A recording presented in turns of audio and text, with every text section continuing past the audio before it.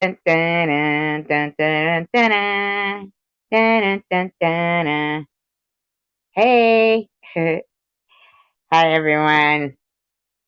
Hope everybody had a great day today. Hey, Lemon Lime, Secular, how are you guys? In fact, I'm gonna drop the link right now in case anybody wants to come up, post comment. Down. There we go.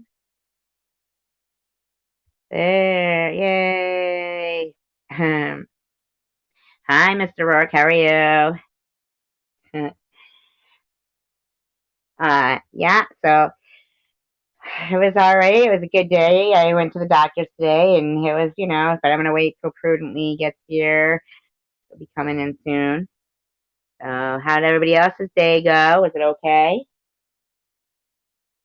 Here I am, like waiting for you guys to talk, but you're not on the screen.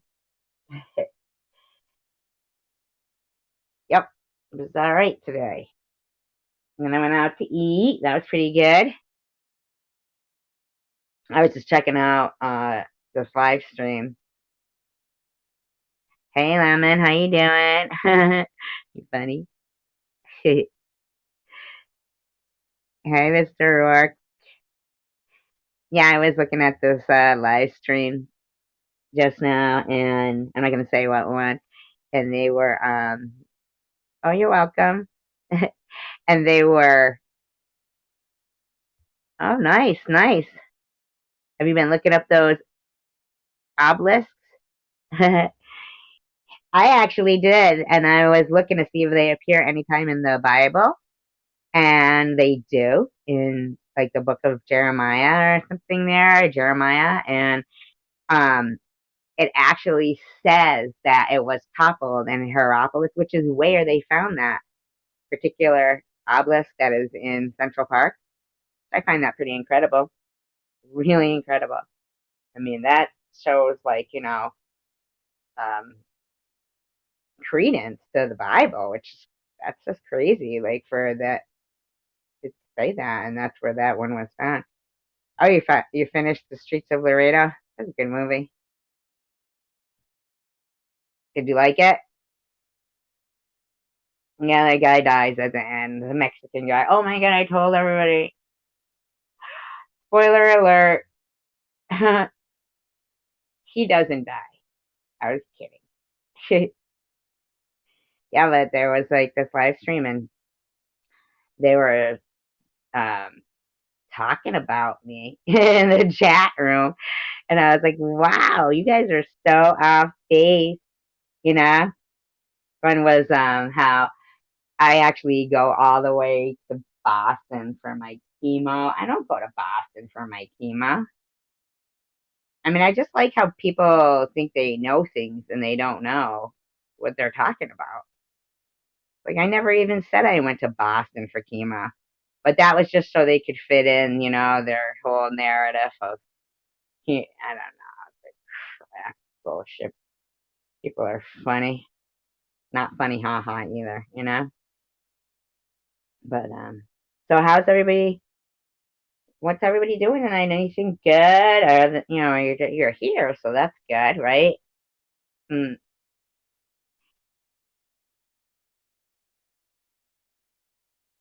it was sad, but the kids made it. Yeah, they did. It was pretty good. I like Sissy Spacek in that movie. She was good. I like Sissy Spacek. She's a good actress. She's not, the most attractive person in the world, but she's a pretty good actress.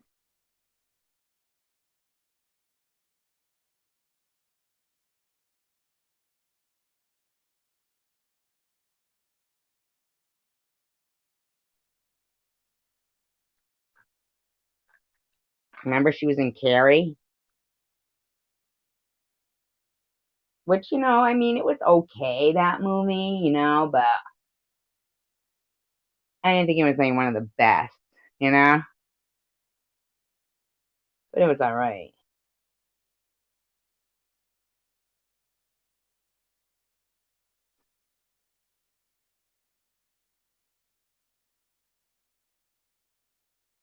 Joey Garza.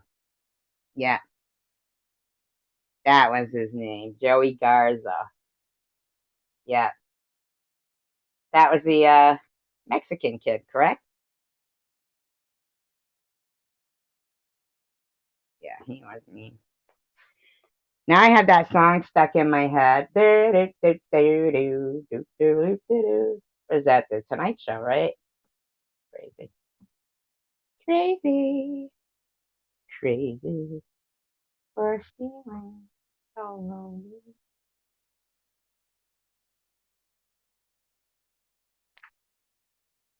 The hell is my dog eating in there? Wonder. You never know. I mean, these animals, God knows what they eat. Oh, here, wait. Oh my God, I didn't even notice there was somebody in here. Prudily, there you go. Hi. Hello. I didn't notice that there was That's a okay. notification. Did you just get here?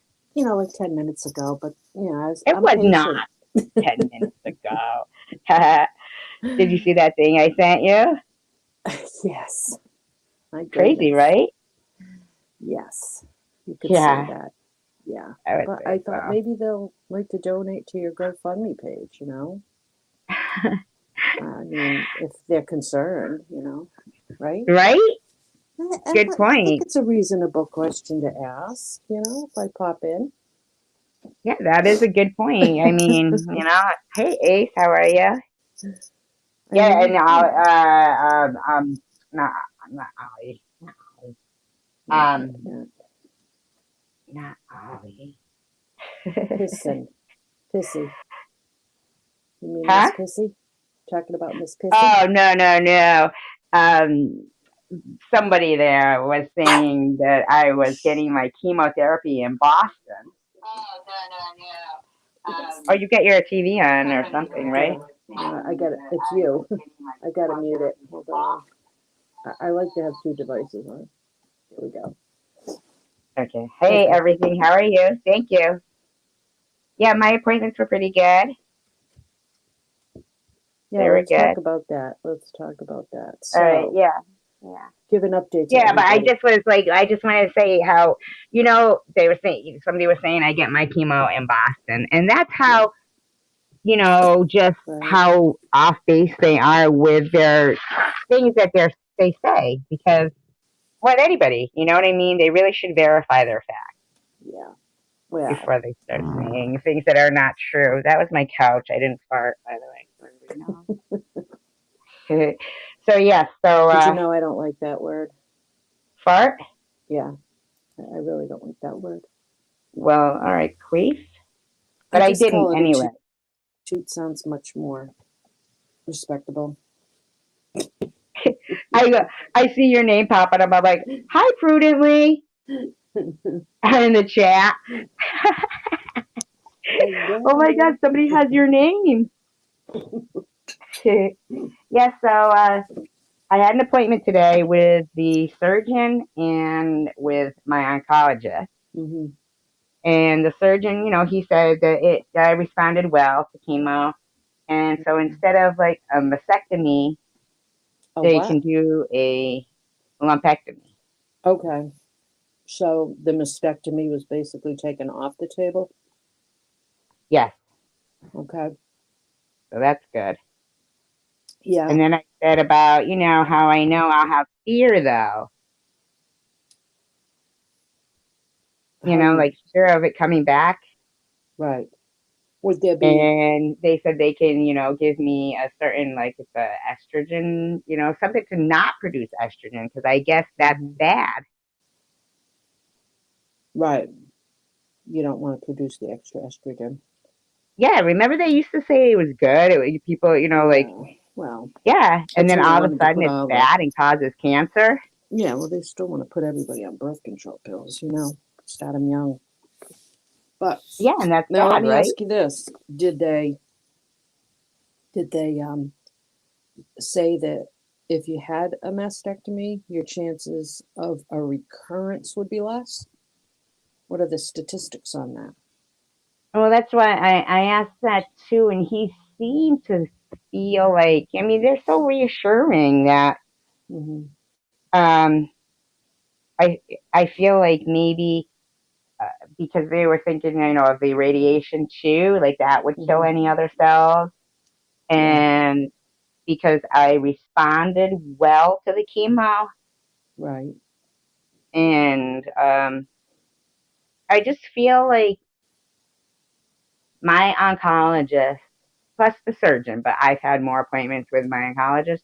Hmm. He gives the air of, not air, or whatever, impression, Yeah, feeling that you're dealing with somebody who knows what they're talking about and okay. they wouldn't steer you the wrong way. Yeah, that's good. And I That's was good. telling him how if it wasn't for him, and I guess you could call it bedside manner, um, it's like if it wasn't for him, with all the things on the internet that you can read now, and people saying, "Oh, well, don't do chemo; it's bad for you.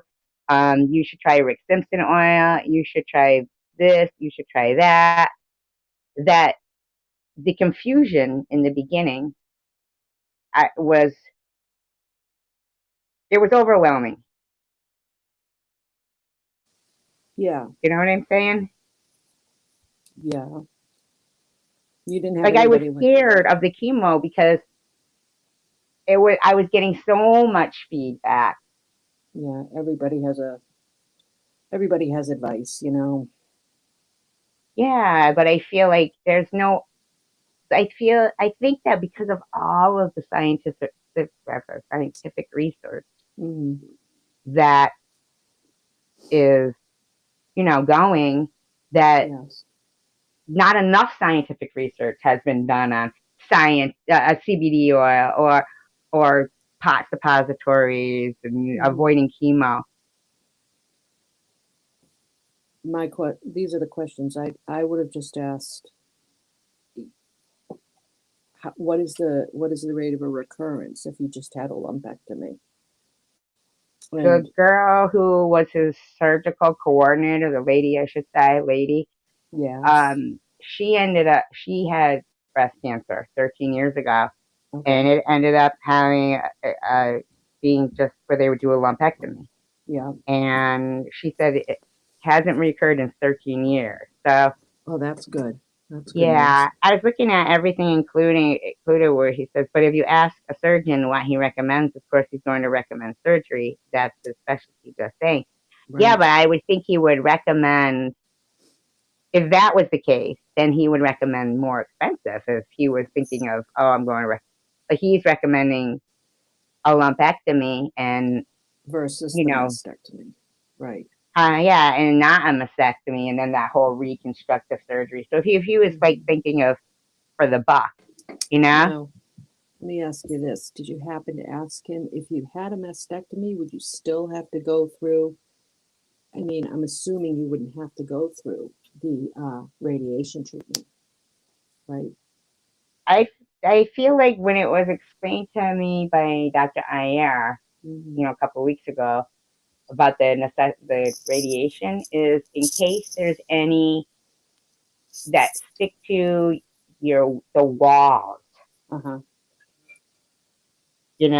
So like it kind of gets rid of anything that's around, kills it off. Right. Around And with you think about it with a mastectomy, scar tissue causes cancer. it So if can, you yeah, got, yeah. any kind of, like even if you had acid reflux and you get scar tissue, Mm, yeah, mm, you're in jeopardy of getting esophageal cancer because of yeah. the scar tissue. Mm, yeah. So even because he was saying something, we might remove a lymph node. Remember the one that had it in it? Yes. Yes. Yeah. Okay. And so they feel like, so if it's out of the lymph node, they get cancer, but it's scar tissue now because it's dead, Mm-hmm. you know? Okay. Yeah. I mean, I was, I get what you're saying about the mastectomy because I was thinking maybe that would help quelch my fear as well of a recurrence. Right. No, I'm not saying that that's the best route to go or anything like that. I was saying was, are these questions that you did ask? You know, I did. I said, if I get if I get a mastectomy, or if I get if it's a lumpectomy, when I have to keep worrying that it's going to come back. And he said he right. seemed so positive. Like, Okay. That's good though. yeah, he seemed so positive that I responded well and that it Hmm. had shrunken down, Yes. that I got the impression from him that he if he thought that the mastectomy was the best way to go, he would have said, He would you have should get said him. that, yeah. Yeah, Everything included said, if you have any doubt or need any more questions answered, then reschedule another appointment. And that's a good statement, because that is it something is. you can always do. It is a good thing. Usually they're always very good about, answering any kind of questions. They'll call Well, you. the day before surgery, I have to go and get like I like to have magnetic BB, I guess, that Right. they use, so they can find exactly, something like that. Yeah. Um, Now that scares me because Mm. I feel like they insert something into the cancer to put that in there, and then I feel like, well, won't that like reawaken the cells? Well, everything just said something. Another statement. What they don't tell you is cancer is a reoccurring abnormal cell that could become that from a healthy cell. And that's true. We were talking That is about that true. the other night, right? And I said that to you, that, It is true. most of those cancer cells, they're just mutating. They're from a healthy cell, and they become that, whatever is affecting it. And I feel like, see, Asa, yes, my sister believes she got the breast cancer from having a reduction. Is Mm. she fine now, Ace? I'm curious. But yeah, and that is a good statement. And I feel like before I was diagnosed with the breast cancer, that I might have not taken signals from my body that I should have. Like for a couple of So, randomly I would feel like a little pain, but it was like under my no, you're exactly right. Everything that everything including is saying oh is yeah, good statements. no, that's helpful. Everything Yeah, included, they're very helpful. helpful statements and they make sense. And Excuse me, I have to get my puppy out of okay, here. yeah, Can you hear him? Her? I can hear him. Yeah, She's causing a ruckus, so let me get her out of here. okay.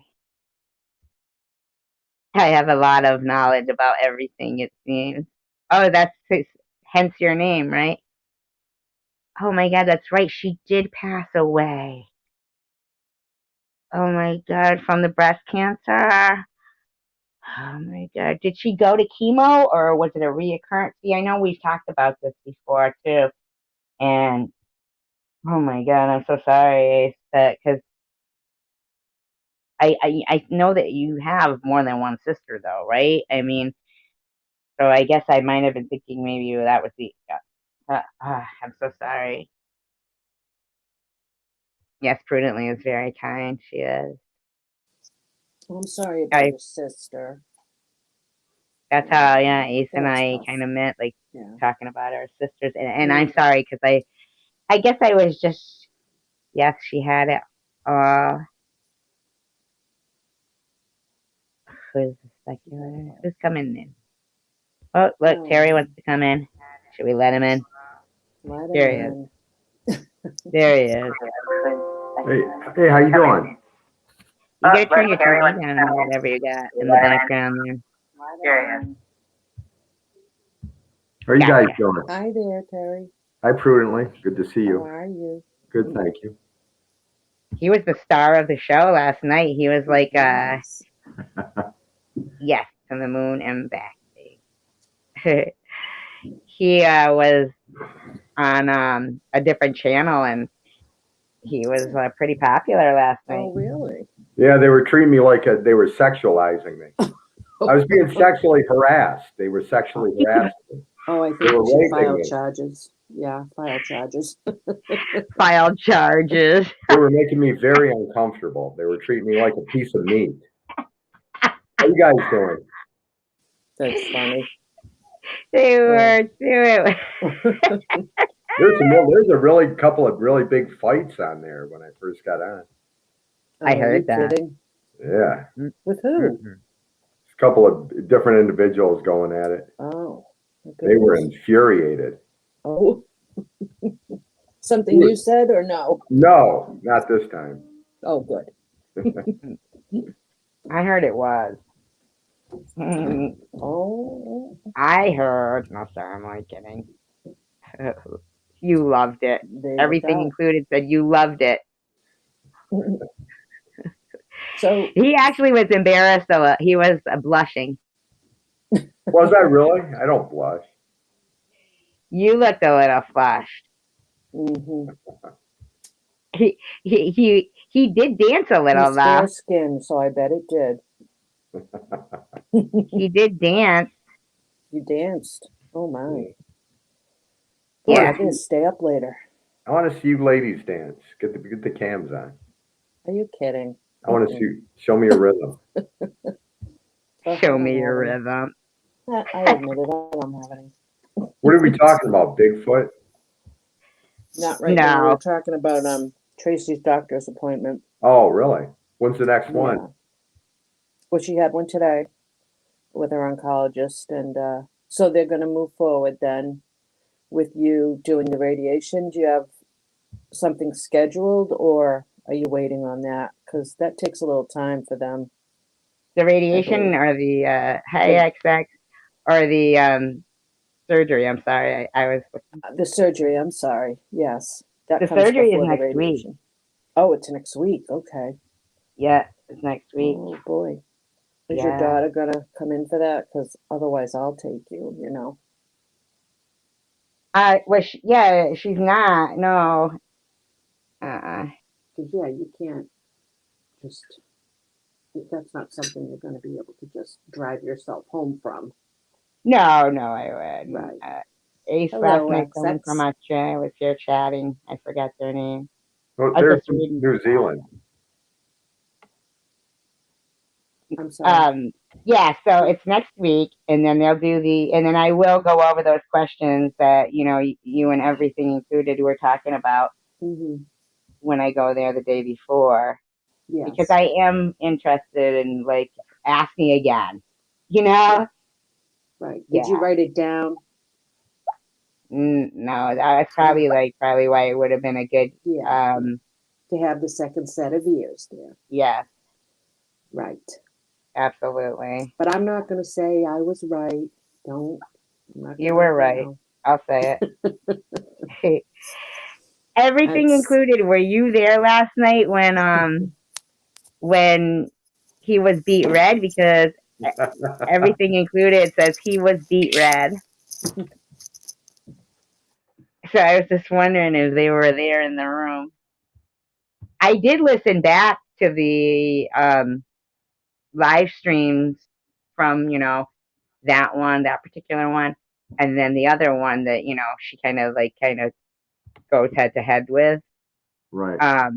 And yeah, I felt like, I don't know. I get where Bobbles is coming from,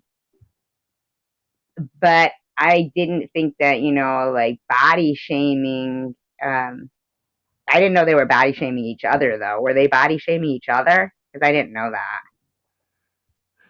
I don't know. I just asked. The only thing I asked was Bobbles what she would do if she was in a bar drinking and Sharon came up to her and was, talking smack to her. And what'd she say? She said she would punch her.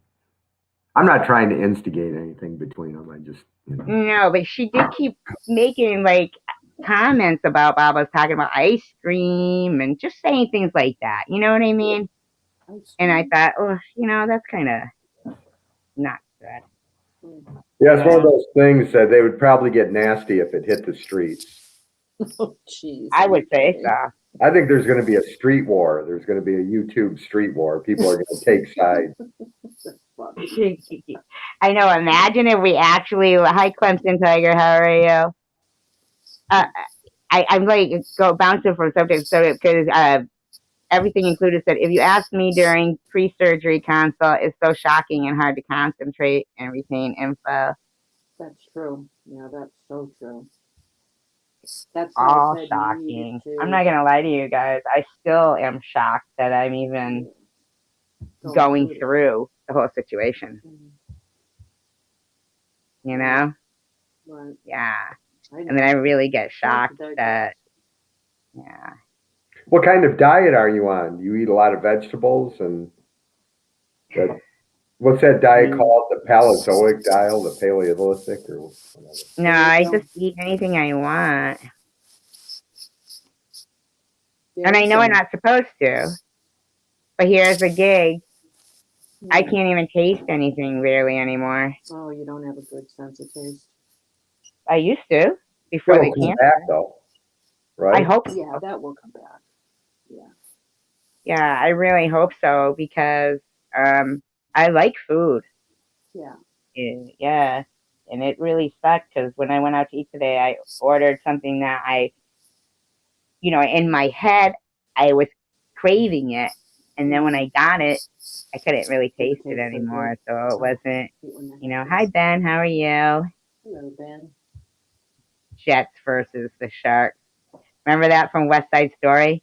Yes. That's what Mr. Rourke says. That's what the rumble will be. Yeah, I've never gone. The only thing I remember about you telling me about the Bobbles girl is she has little buns on her head. Ponytails, aren't they? Right? Well, when I saw her one time, they were like little UFOs on either side of her head. You know? I didn't I'm see not that making one. fun of her. They just that's what they reminded me of, and that's why she's stuck in my head, knowing what she looks like. They look like two little. I was probably watching something on UFOs at that time, and that's why I thought, oh, it looks like two little UFOs on the top of her head. UFOs. Everything included said, wait, your medical team did not change your diet completely? Really? That's protocol nowadays. That's a good point because I'm not going to lie to you, even though I would eat things and I would think to myself, am I not supposed to be eating this? Or because people would go, oh, you're not supposed to eat sugar. Oh, you're not supposed to drink. Oh, you're not supposed to do this. Oh, you're not supposed to do that. And then I would think, yeah, but my medical team didn't say, they didn't send me to a dietitian. They didn't say, oh, you should do this, you should do that. So I just kept eating when I wanted to eat. Well, you ask. I mean, yes, if I looked it up online, it would say, oh, bad, bad, bad. You shouldn't eat this, you shouldn't eat that.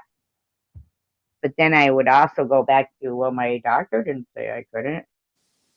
You know what? It was a very interesting book written, gosh, could have been 10 or 15 years ago now. I was still working in the hospital, so it had to be a while. But there was a woman who, I can't remember the name, she gave it a name to this particular type of eating. And she wrote a whole cookbook on it, and it's just jogging my memory because the cookbook, I saw it in a used bookstore that's in a town over. It was a huge antiquarian bookstore that I love to go to, and I saw the cookbook there, and I thought I should pick it up for you. And then I thought, well, that might not be appropriate because I don't, what am I don't know, would that be appropriate to say, here's how you should eat, or it would really just be a suggestion or something. Maybe you could read something and take away from it something good. I could run back. It's not far from me, so I would run back and get the book for you. Well, I'm going to be honest with you. I don't know that I would even adhere to if they said, oh, I mean, if he said, came right out and said, oh, but this will do this, then I wouldn't eat it. But I just kept thinking exactly what everything included was saying. that they didn't say anything to me. So I just kept thinking, well, if they didn't say anything, then Yeah. it must be okay. Well, that really is one thing that's kind of, I think, suspect with Western medicine is they don't look at like the healing the whole body from that kind of a point. You know what I mean? Oh, I get what you're saying. Like if I ate healthier, Yeah, I they and everything is kind of saying that they go by the agenda of the hospital, the treatment and protocols for that particular cancer clinic, so on and so forth. But I think if you looked at healing the body from the inside out, like your whole body, not see what you're just that saying. Like a one cleaner particular, way of living, really. yeah. Look, I'm just throwing it out there. I'm not saying you should do it, shouldn't do it. You're not, whatever. I'm not making any kind of judgment here. I'm just trying to say I just remember reading that particular book a little bit, and this person just got rid of her cancer more naturally. I do believe she had help with some medicine, Western medicine, but I just remember the diet She being got rid of her huge. cancer by the diet and not chemo. Yeah. I don't believe she went through chemo. I believe a lot of it was diet. But what I'm not, stage? I don't know. See, I can't remember. This was a while ago that I read the foreword and the story, but it is in the cookbook. And, like I said, I'll pick it up for you because it was interesting. It was very interesting. See, Um, ACE says right there, sugar feeds cancer. it does. And I looked that up, and they do say that, and sugar Yeah. feeds cancer. Yeah. But why would my doctor not Um, say, say, do not eat sugar? well, I mean, don't you think sometimes things are overwhelming and they're going to also judge how overwhelmed you are as their patient? Do you know what I mean? I mean, sometimes, you can't give a person more than you think they can handle at the time. And that could have been it. And the chemo, Unfortunately, I do taste sugar, hmm so that's good. I mean, not good, but I no, mean, it's for still good. me, it's good because it's something I can taste. Yeah. And But you I could ask those questions.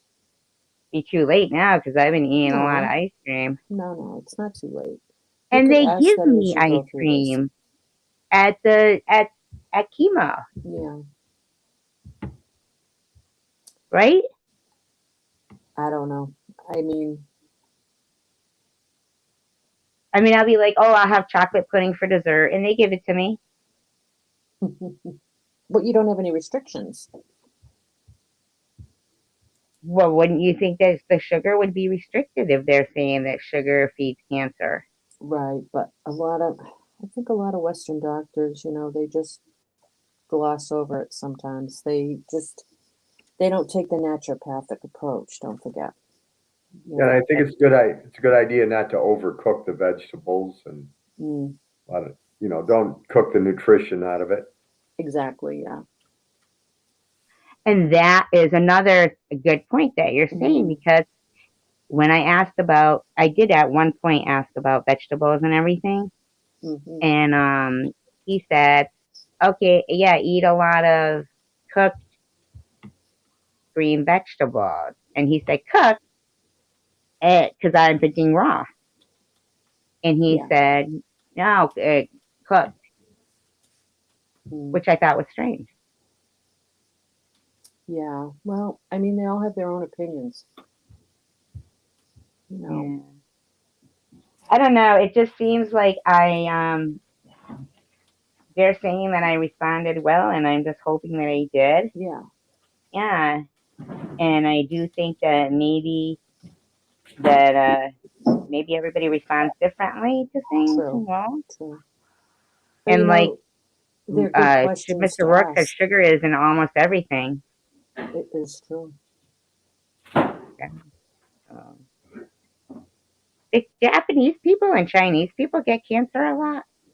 They Not actually, Japanese. I think it's low in Japanese society. yeah, they did that. Well, they did a study called the China study, and they found that more Asians, because of their diet, had a lesser rate of cancer. So they're trying to find the key, how that was key. You know, what were the things in common that these people did, and most of them were that they did not eat animal fat, animal protein. Most of their diet was fish, broths, rice, that sort of thing. Um, Yeah, so yeah, Mediterranean diet too. That's right. I read hmm that as well. yeah, but yeah, What's the the China Mediterranean study. diet? What does that include? Greek, Lebanese, Greek, Hmm. North African, Italian, Yeah, Yeah, but what kind of food? Like North Greek, African? What Greek would that be? salad, couscous, hummus, tabbouleh, hmm, olives, nuts, tomato yeah, sauces, pasta. There's sugar in tomato sauce, isn't there? Well, natural. It's a natural sugar. It's not an added. yeah. You know, Hmm. Hmm. it's something I'd read up on it if I were you. You know, Well, that's what I was doing, yeah, and by when I was reading up on all that stuff, I was getting so yeah. I know it can get so overwhelming. yeah, I was Hmm. so scared. Was I doing the wrong thing? Right. Yeah. Yeah. So I just said, you know what? I'm just gonna trust the doctors, Hmm. and you know, I don't know, Yes. my doctor, my oncologist, he's really good. You know, how Yeah. some doctors you don't you don't like their whole attitude, and then sometimes you'll find a doctor that is really into his hey 2003, hello, nice to see you here. But you get a doctor that's he's good and he makes you feel Hmm. reassured. And Yep. I was lucky to get that particular doctor. Yeah. No, I mean, it's definitely great if you have a good rapport with him and you trust him.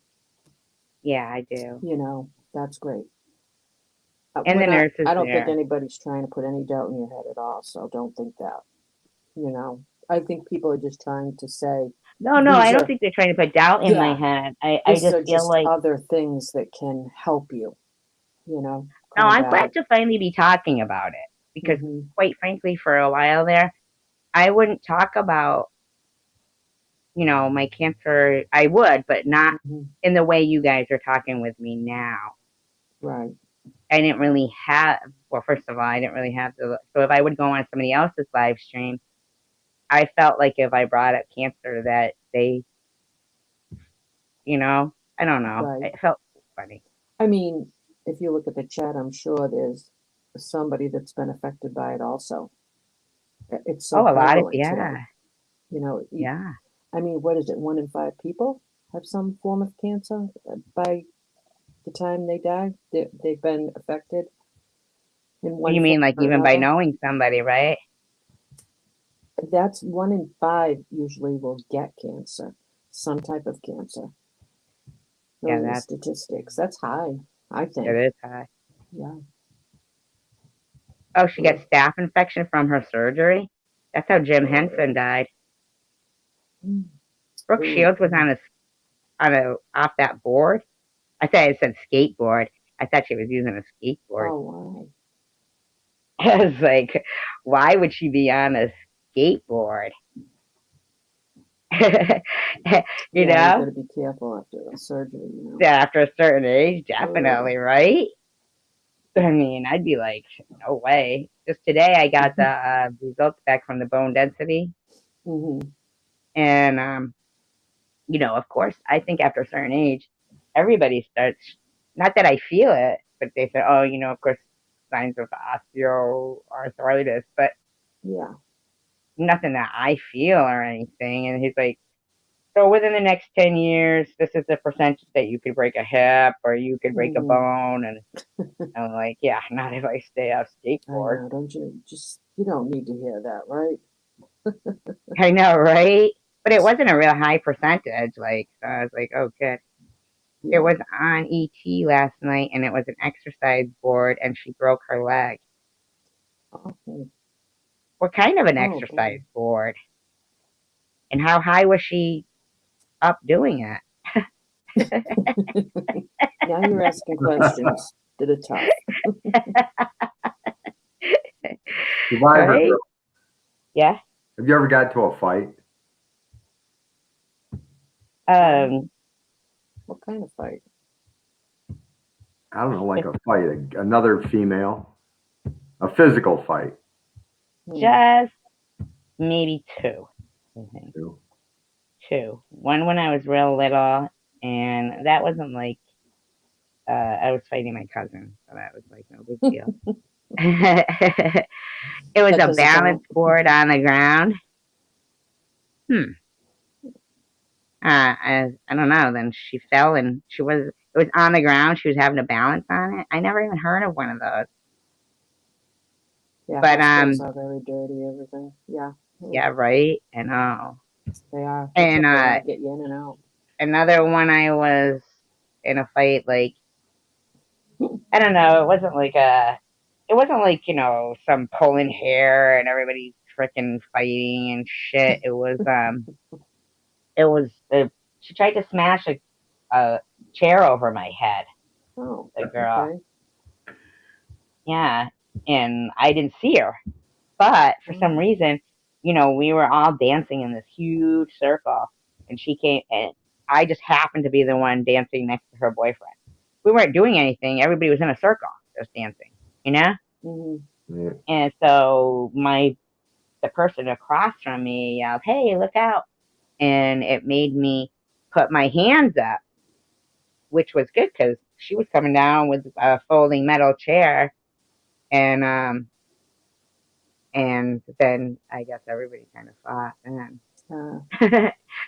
it kind of turned into a big fight, but not everybody. Oh, It was just crazy, but not anything like I wasn't no bully, and I wasn't jumped or anything. I'm not a fighting person. I don't like that shit. I don't go out looking for them. yeah. I remember being on a live stream and someone was talking about suicide, and SG said, "I don't want to hear it. I'm someone who is fighting for my life." I was proud of her. Well, thank you, Mr. Rourke. Did I say that? I sound so mean. You didn't think so then. I think I might have just made a video like that. I don't think. You did. Actually, you did. Yes. Yeah, because people were talking about cutting themselves, and I know. Yeah, suicide, and I thought how much it puts into perspective. Right. And coming from your perspective, yeah. Well, and the cancer puts in perspective Right. how how much you think to yourself, okay, all of a sudden now I'm clean. There might have been times in the past when I'm just like, ugh, I could care less if I were. Not that I would ever think of suicide, but I'm just saying when you take life for granted. Well, don't you? Yeah, I Live a think we good all life. do. I think we all take life for granted. Yeah. Mm-hmm. Yeah. And now there's things where I guess for my own self, that once this is gone and eradicated, to use your word prudently, which I feel like it will, that I'll feel, like I'll embrace things more. Yeah. Yeah. Ashley Judd lost her leg. No, broke her leg. Hurt her leg. Ashley Judd. Mr. Rourke has just got to go for 10 minutes. I'll be back, Survivor Girl. Okay, Ace. Okay, Mr. Definitely be back. I love having you here. It's Ace. It has to go, right? Yeah, for a couple of minutes, she said, and then she'll be back. Ashley Judd lost her leg? No. Hurt her leg. See, this is how rumors start. You get it wrong, then someone, it's like the telephone. Oh, yeah, number. she says hurt her leg. Why did I say lost her leg? I don't know. You didn't read it, did you? You skimmed it. You skimmed the sentence. I'm So so sorry. Prudently and Survivor Girl, you guys are neighbors, right? You live, what, like 20 minutes away from each other, 40 minutes? A Yeah, little about longer, that. probably about that, 40, 45. You haven't met in person yet. No, Not yet. no, believe it or not. I was gonna meet her today, but and go with her to her doctor's appointment. But she said she was all right. Now, clearly, Oh, she does not have complete recall of all the information. So I'll just better to have make what? sure I go to the next one. Right? I mean, my She- Tracy needs spectacles. Joking with you. Do you know what? I actually have spectacles on.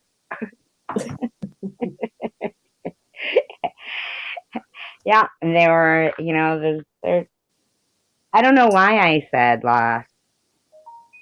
What? I You said I don't lost. know why I said that she lost her leg.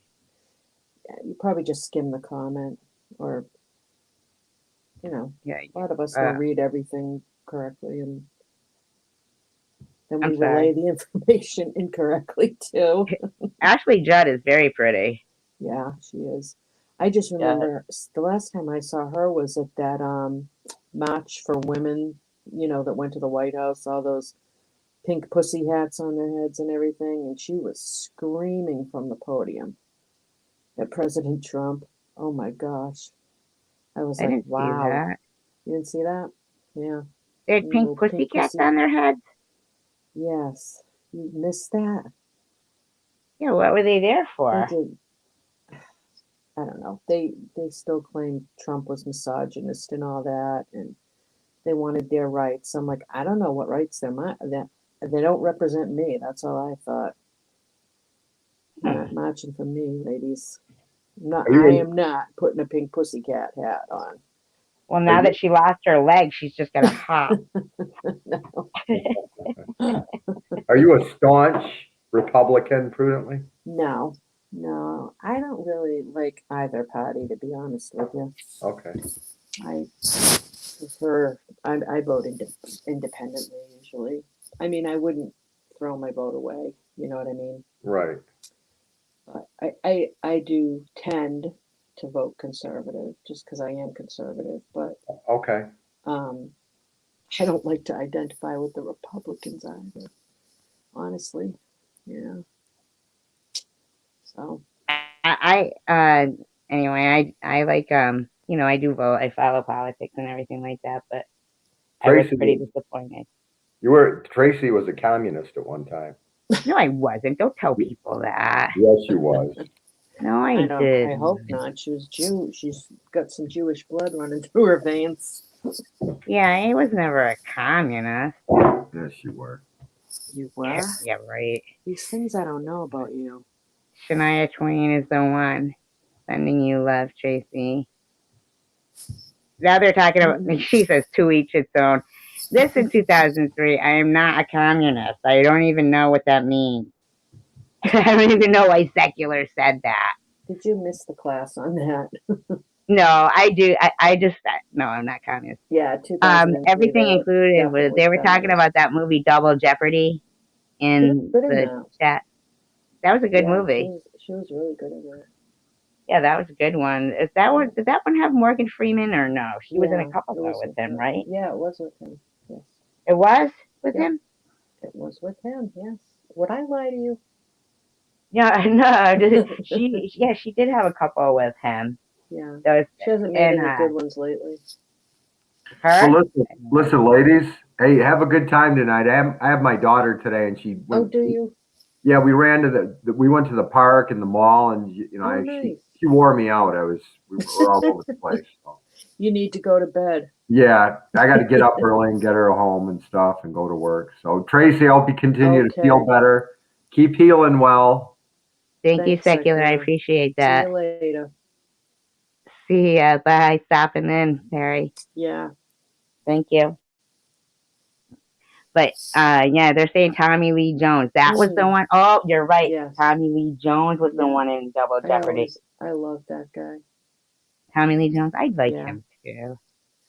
I He like was him in the Executioner song. Did you see that? You know, I did not see that. About Gary Gilmore? I haven't seen that.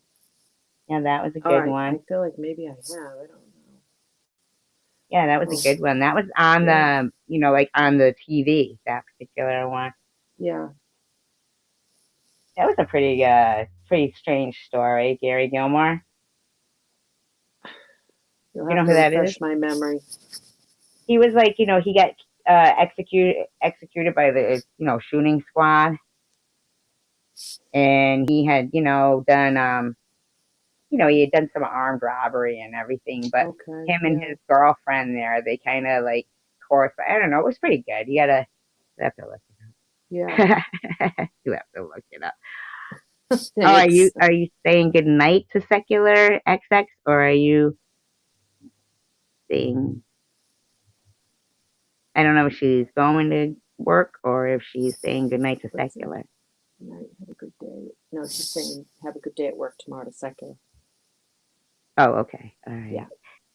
Yeah, he's got his daughter a lot, right? Yeah, I think he does. Yeah, which is great. Yeah, that's pretty good. Yeah, good for, you know. It's important for little girls to have their dads in their life. Very important.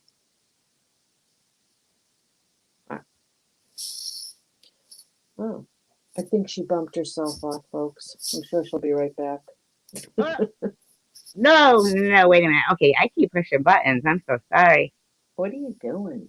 But I'm trying to respond to you, and then I'm like, oh, sorry, my B. That's funny you say that, CJ. I was about to say that movie. It was from the 70s, and Waylon Jennings sang that song. You mean The Executioners? Yeah, I think that's what he's responding to. Yeah. Yeah, and XX, you're right. It's very important that boys have their dads too. I mean, both parents are vital to a kid growing up well-rounded and, you know, having a healthy, you know. Oh, Tommy Highway. Yeah, definitely. Please join. Hey, hi. Wait, I don't see him here. Hold on. Let me drop the link for you. Oh, Tommy's here. Good.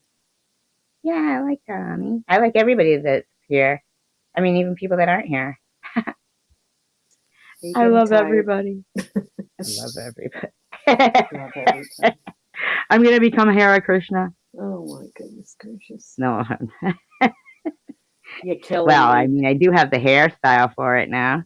Did you drop the link for Tommy? I'm doing it right now. Okay, hurry up. There we go. Should be coming up now. I've been watching the channel.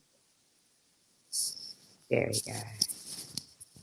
I don't know if you guys are familiar with. Oh, XX actually. She's been, you know, talking a lot to me about UFOs and everything. Mm-hmm. A shaved head feels great.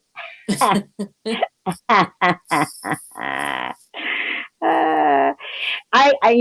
find myself touching my it kind of freaks me out because I have one little pokey hair right on the top. Oh, I want to see it. It's just a little pokey hair. And, you know, like people have a habit of twirling their hair and stuff like that. So now I find myself just playing with this one little pokey hair around the top of my head. That's good. Yeah. How are you doing, Tommy? How you doing, Tommy? How you doing, Tommy? Great. How are you, ladies? Good. Thanks for having me. Yes, absolutely. You're welcome. I just, I'm probably fantastic. Thank you. I'm way behind, I'm sure. But my husband and I were talking about UFOs, and he's like, "Didn't you watch Hangar 1 with me?" And I said, "Nope, I didn't." So I watched it last night. And what's your opinion on that movie? What is it, factual, do you think, or? I'm sorry, there was a little bit of an echo at first. What movie was that? Hangar 1. It was me. I had 2 sessions going by mistake. Oh, I'm sorry. The movie was Hangar 1. Hangar 1. Don't know if I've seen that one. No, Seen Hangar 18. no, this was Hangar 1. I'm not And familiar with that one. Yeah, I never heard of that one either. Oh, really? Maybe I have it wrong. Yeah, I never watched that one. There was But I Hangar. wanted to ask you, Tommy, Hmm? about that. I had looked, and I, was researching UFOs, and they had said 2 weeks before Area 51 that there was an incident at the Puget Sound. Am I saying that right? In Washington, Puget Sound. Is that right? Puget Sound. Yes. Yeah. Puget And Sound. 2 weeks before, and that there were 6 objects they saw, and they were like donut shaped, and then one started to, there was 4 people there, and this guy had his boat out there in the Sound, and his son, and a couple other people, their dogs, and one started to shudder like it was going to have some kind of mechanical difficulties, and it spewed out the stuff that they called slag, which was hot metal. Yeah, they do that. Yeah, and it spewed it out into the Sound and onto the beach, and some even hit the guy's boat and broke his son's arm and killed his dog. Oh, Yeah. Yeah, I've heard that story. You bet. Yeah, I know that one. You did? Yeah? Yep.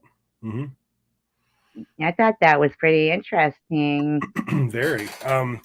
The other one that's interesting that happened, I believe, I want to say it's like late 60s. I want to say it's like 68, but it happened in Nova Scotia. And one of them hit the water, and I'm trying to think of the name of the, Tim could tell you right now, but trying to think of the name of the bay. But when a UFO hit the water and left this weird foam stuff on the surface, and they sent all the boats and stuff. They called everybody that had a boat. This is like middle of the night, and they send the boats out to the harbor, and they're all finding this weird foam stuff. Well, U.S. government comes in, and they start doing a sonar search, and they see this thing underwater. But the damnedest thing is there's another one of them that's actually joined up with it underwater that they didn't see at first. And they said that they stood there for like 3 days underwater. And then the Americans had to leave because a Russian submarine had entered the area. This is back, of course, in the height of the Cold War. So they had to leave and go chase this Russian. And when they did that, the UFOs disappeared. But from they underwater? Did you say they were underwater? Underwater, yeah. And I mean, this technology, like any other technology, I mean, it's flawed. There's nothing perfect. And what I saw out in Iowa, I'll go to my grave, my absolute grave, swearing that I saw 2 small ones servicing a big one that was in trouble, that had been dumping that molten material that you spoke of. Listen, I'm in the mood to tell a story tonight, ladies. If you're in the mood, I mean, you betcha. I'd absolutely like to hear, but I just want to ask Prudently one question. Prudently, could it be Hangar 18 that you watched instead of Hangar 1? No, I just looked it up, and it was Hangar 1. It was produced in 2014 by MUFON. Okay. So it had to do with addressing a lot of the conspiracy theories, especially around the presidents, and who had information, who didn't want to share that information. It was really interesting. My husband had told me to, kind of watch this, but President Carter, I guess he was really into UFOs. He had seen one when he was on his trail for governor. So he was very interested in those, and he was allowed to be given a brief on them. And they said that when he came back to the White House, one of the aides or something saw him just with his head in his hands, like sobbing, just crying about it, like very heavy, So check that one out. He decided not to disclose. So everybody loses if there's disclosure. And what I mean by everybody, I mean everybody except the public. I'm talking about the defense industry. They lose because if we have materials from a crash saucer or craft or whatever, no doubt, because the government itself doesn't do jack shit, pardon my language. Right. What they do is they contract stuff out to universities and private sector companies and things of that nature. Because we wouldn't have the knowledge. Our government itself would not have the knowledge to deal with, material of that nature. So there's no doubt in my mind they're contracting it out. Right. But I think you're right. So if the government were to come clean tomorrow for some revelation, okay, guess what? Even though we're going to talk Saturday, they almost kind of did the other day, but if they were to come out with this, then you've got all the other superpowers in the world are looking at this and they're saying, okay, wait a second. America, the United States just came out and said, hey, by the way, we've got technology in our possession that say, I don't know, 50,000 years, 100,000 years ahead of anything on this planet. Okay. What that does is that it sets the balance of power because it's going to freak them out that we can fry them whenever we want to. That kind of thing right there can actually cause a war. Okay. Yes. Oh, I agree. Yeah. So I think that's one of the reasons that they're keeping it quiet. And the other reason is because I think that the elites in power know what's going on and they just don't believe that the average person can handle it. Well, my husband and I were talking about it last night, and he said, well, just look how there was the run on toilet paper. He said the public couldn't handle, not having an adequate supply of toilet paper, possibly, It caused mass confusion. So what does that tell you? What the pandemic taught me personally, and for that matter, I'll even go as far as the 2016 election. If you had asked me at any point in time in life if I thought that we were ready for disclosure, I would have said yes. There would have been no question about it. But I've seen the way that we behave ourselves and in so many different ways. And I've come to the conclusion, folks, that the American people can't so much as handle a ham sandwich. All right. Yeah. And now we've seen that, like you mentioned, that the toilet paper, just the ridiculous crap that's going on. Yeah. What happens when something, and the pandemic, no matter how you might feel about it, it's bad and all that stuff, but it's not Ebola. We're not, incinerating mass graves and stuff, right? Right. What happens when something serious happens? That's the question I'm asking myself. Yeah. Yeah. We're all ready for story time now, Tommy. Yes. Are you ready for story time, ladies? Betcha. Yeah. Okay. All right. This is kind of a long story, but it's a really, really good one. It's okay. I'm sitting here waiting. It's the mid '90s, and I had my marriage had just broken up, and just so happens I met this other girl. Anyway, about this time, a friend of mine owed me a little bit of money, and it wasn't like a lot of money, but it was a little bit of money, and he offered me this boat that he had instead of the money. This was like a 24-foot boat, and it's on the Ohio River. It's like a cabin cruiser, one of those that it was a 1972 boat. I mean, when it was made, it was probably top of the line, but it had since fallen in really bad disrepair. And like the cabin in it was just rotted out. I mean, it was for like storage only. Right. But I accepted it. I said, okay, what the hell? And as it happens, he owned a building on the Ohio River. So he had a dock right there. So I even had a place to keep it for free. So I had no downside, I figured. And I'd been out there and I'd taken the boat out before and gotten used to it and stuff. But one afternoon, I should say, my girlfriend mentioned that it was supposed to be a super clear night on the Ohio River, around the Ohio area. Excuse me. And that it would be a great night to go stargazing on the boat. Sounded like a great idea. So I called a friend of mine up, and he had just started dating this girl. I invited them, and he accepted. So that afternoon, Kelly and I, the girl, we went around. We bought like some wine coolers and stuff, and I'll be honest with you, probably bought a pack of rolling papers. Okay, but and I was a government employee at the time, so I had to keep it, But anyway, so I also had the boat came with one of those big old style mag light flashlights, like the cops used to have, had like 8D batteries in it. It had one of those, and it also had this little light that someone had rigged up, just like a little wire and a switch above the gauge panel of this boat. I guess apparently because of the gauge panel, the lights went out periodically. So you could just flick this little switch, a little 9-volt square battery, flick this little switch, and you could see the gauges. So I even bought a battery for that. So fresh batteries and everything. Just remember that. So my friend and this girl arrive, and we jump in the boat. We take off down the river, and it was a Wednesday evening. And when it comes to river traffic, the thought has always been Wednesday nights are the best night to do anything because the freight barges and ships and all that are either coming or going from the harbor. So there's not like a lot going on midweek. Perfect time. In other words, real quiet on the water, we're trying to say. So we jump in this boat. We take off down the river. And it's about 9:30 in the evening, and we're talking late August in Ohio, so it just had gotten dark. And as soon as we get, I don't know, we must have got 6 or 7 miles down the river, pretty close to where I wanted to be.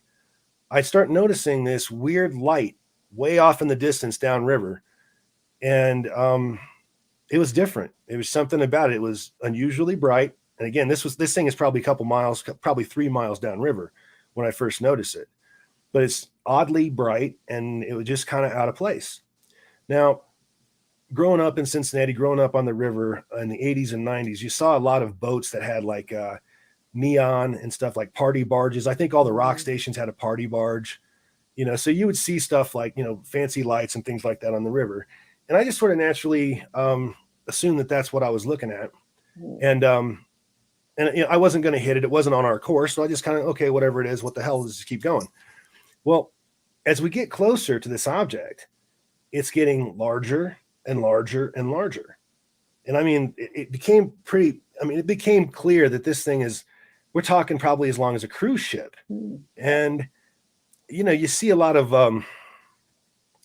big boats on the river, but you never see anything that big. I mean, the only thing I'd ever seen at that point that big on the river is when I was a little kid, and this is back in the 70s. I remember some destroyer escorts vessels, like military vessels coming through there for some reason. And they were So big. it wasn't something in the air, it was floating. Well, so I thought. And as we got closer and closer, we got up right about parallel with it. So this thing is off to my left-hand side. And I would say, and I'm a shooter, so I've kind of got a little bit of a guesstimation on yards. And this thing is probably 600 or 700 yards away from us. And it's huge. It's this big ass thing on the water. And it's like a bar of light. All right. I liken it to, well, when your mind sees something that you can't process, the brain tends to go and try to call it something, trying to compare it to something that it's familiar with. Right. In this case, and I know this is stupid, but the game Super Breakout with the little paddle thing that goes on the bottom of the screen and the ball that like that. Yeah. That's what that's what it reminded me of, that damn bar of light, And at this point, our women are seeing this, and they're starting to kind of panic. What is that? What is that? What is that? And I'm like, I don't know. All of a sudden, boom, the boat dies. And I mean, completely dies. I mean, just shuts right off. And, we just stop, and we're just with the current, and it was so quiet that you could hear the water splashing on the hull. So I reached over and I turned the key and hit the button, and nothing happened. Oh, that's weird.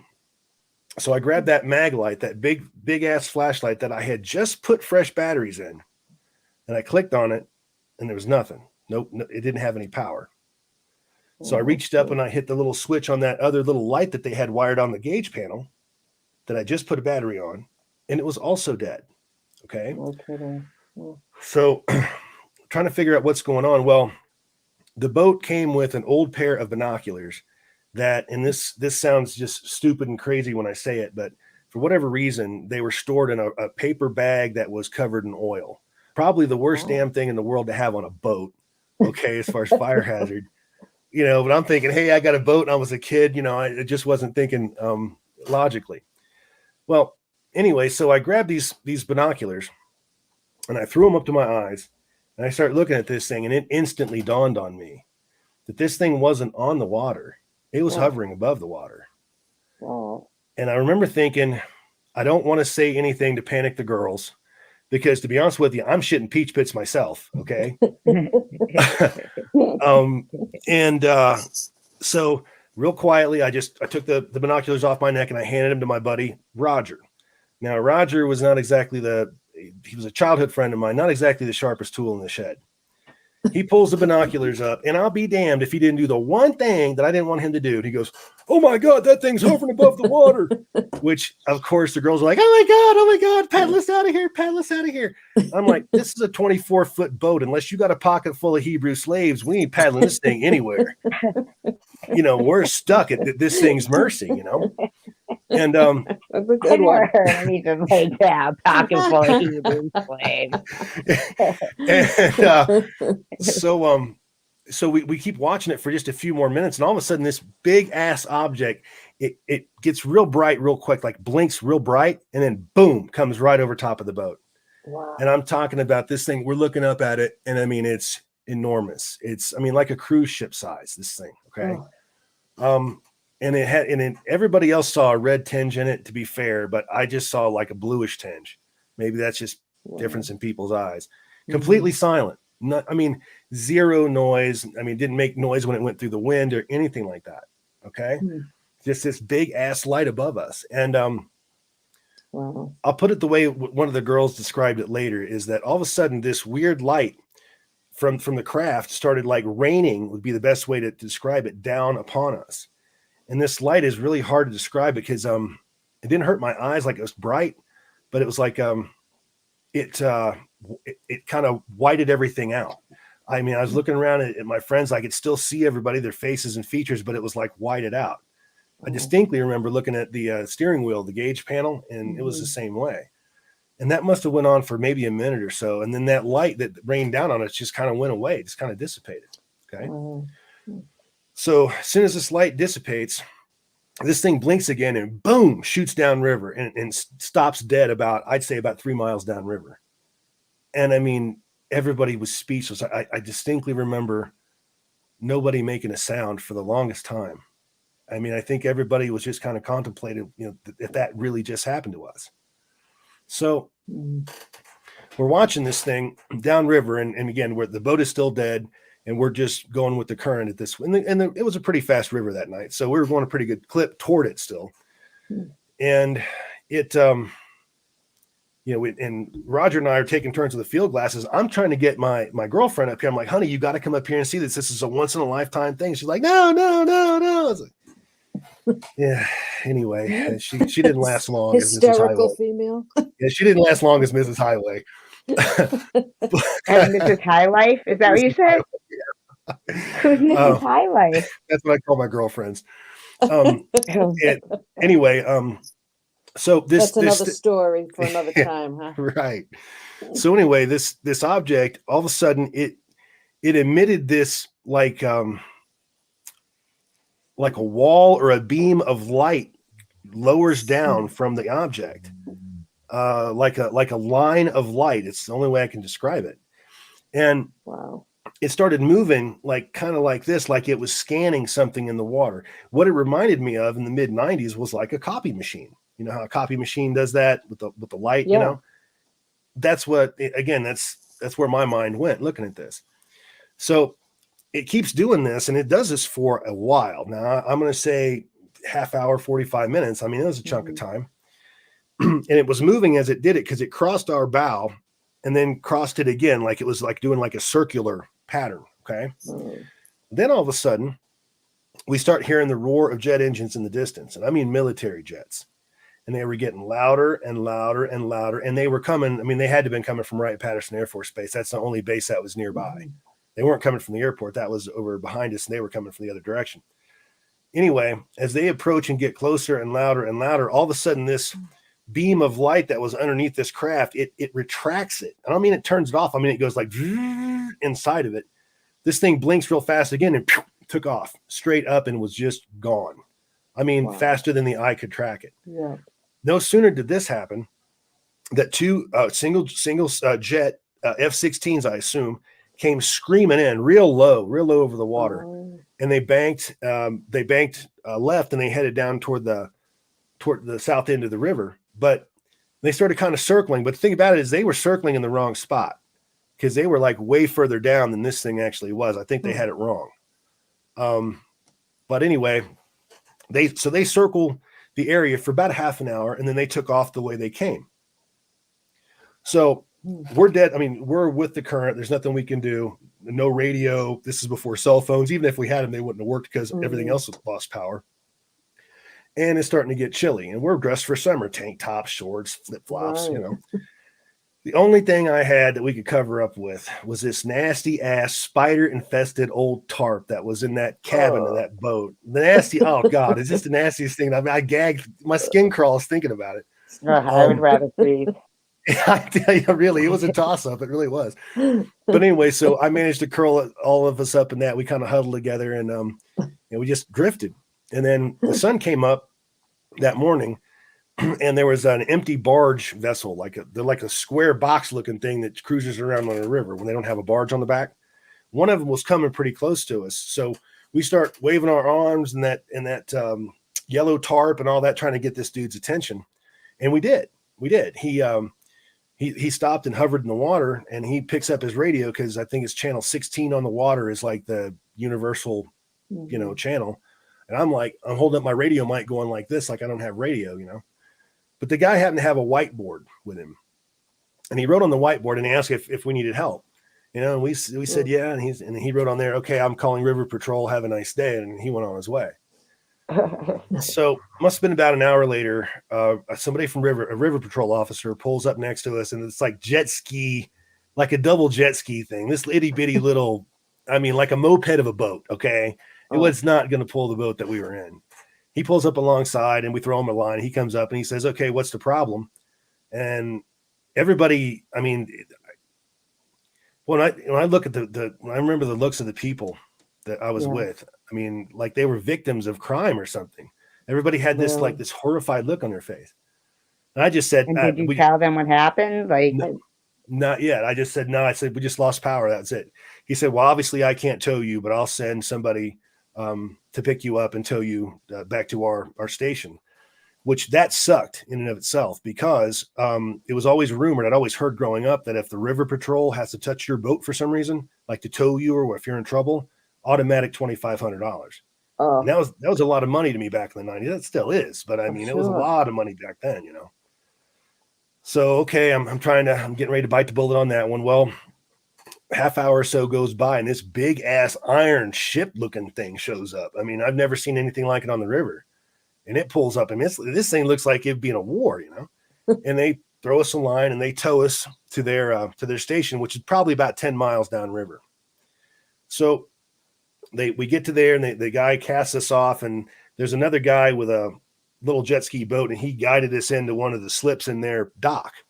And as we pull up, there's two guys standing. There's a little guy in coveralls, oil covered coveralls, the mechanic standing there. The guy was probably about 5 feet tall. And there was a taller guy with him, and he was like in charge. He had more insignias and stuff on, than he was like the head cop. Yeah. Okay. Yeah. Whatever he was. I don't even know what they call him. But here's the thing about this guy. So help me. After everything I just been through that night, this guy looked like the skipper from Gilligan's Island. Oh my God.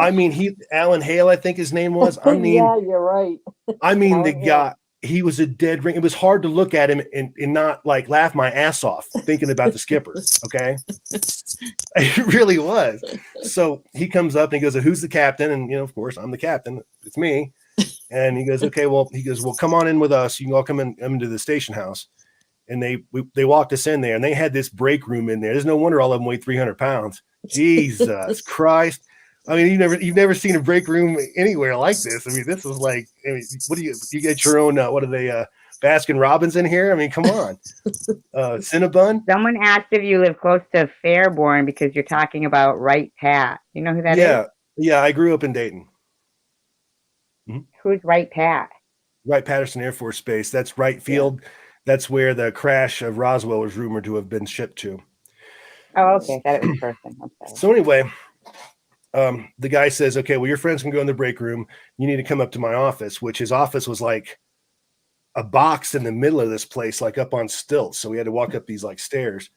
And we go up there and we go in his office. And again, this is mid 90s. So there's no really internet yet or anything like that. Everything's done on paper still.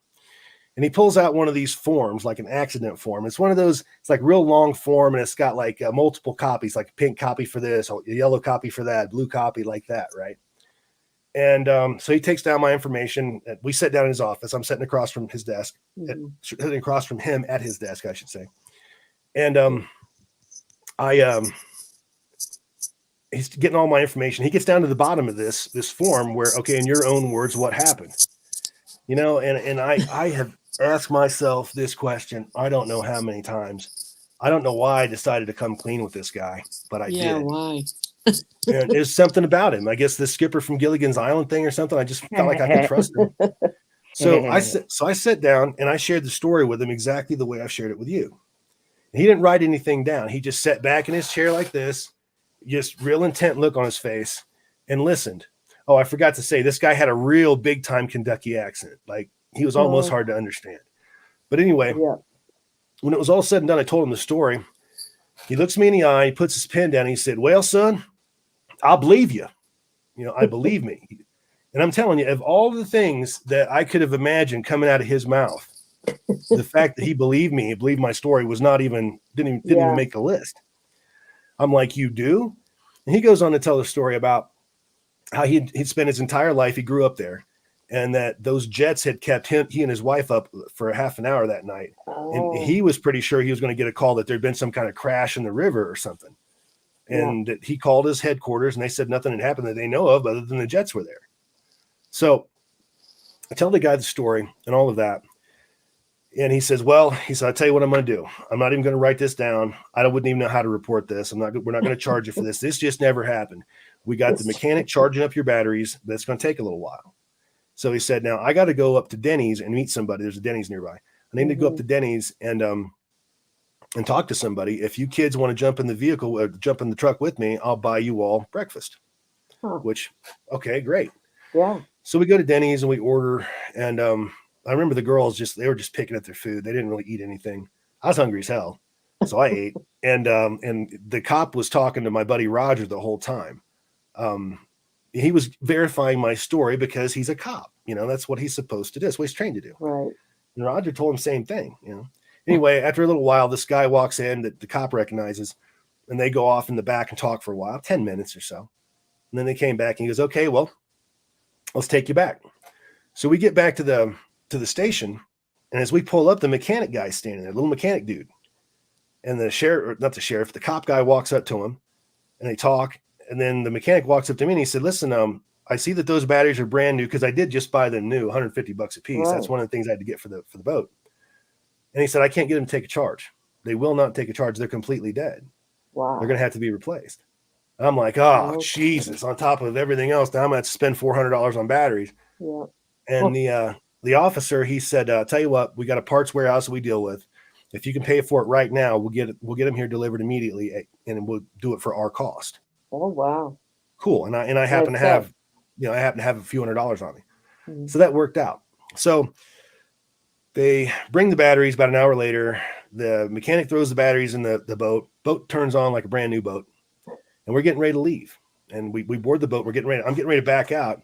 And that officer, Gilligan, the skipper, he said, "Wait a second." And he happened to have the same flashlight. This was a real big popular flashlight with the cops back in the day. Mm-hmm. And he pulled the batteries out of his and put them into my flashlight and screwed the head back on, hit the button, and the damn thing came on. Wow. So that UFO blanked. Yep. Oh, one other thing it did. I asked my buddy Roger what time it was. He had a digital watch on. It was also dead. I forgot to tell you that. But anyway, the cop and I just looked at each other and shared what I can only describe as a moment. All right. Mm-hmm. So we back out and we go home. And I don't remember ever talking to my girlfriend about it again. We were only together another 6 months or so. And anyway, so I just went on with my life. Now, fast forward to 2003. You didn't talk about it? Not really. I don't remember doing that. I would have been. Yeah, we were having issues, but okay. Anyway, I didn't want her screaming at me about anything at this point. But so let's fast forward to 2003. So we're talking almost 10 years later. I was living up in Dayton at this point, and I just accepted a job. I was transferring to Florida, and this was going to be my last Christmas, and at home, and I knew that. So I went to Dayton Mall that day at Dayton Mall, and I did some shopping and whatnot. And I always when I went to the Dayton Mall, I always parked near the food court. I don't know why. I think because my mom always did when I was a kid. Mm-hmm. But I was walking out of the mall with my purchases, and I'm going through the food court, and I look over and I see that there's this young woman, the young guy, and they got an infant with them. They got like a stroller sitting there, and this woman is staring a hole through me. And it's one of those where you look and you look away like that. Are they still looking at me like that? And about the third time I look over, she jumps up and power walks towards me. All right, and she's pretty good ways away. And as she got closer, I recognized who she was. And it was the girl that was dating my friend that was there that night. Now, mind you, they didn't date very long, and that's only the second time I'd met that girl. I did not know her personally from anybody. Okay. So she walks up, and so help me, she didn't even so much as say hello before she starts talking about that night. Okay. Oh, wow. Their husband, I found out later, it's the husband. He walks up and he's listening to this, and his jaw is just, wide open. He's like, oh my God. Because it's probably not every day that the poor guy's significant other walks up to a complete stranger and starts talking about a close encounter. Right. Probably didn't happen every day.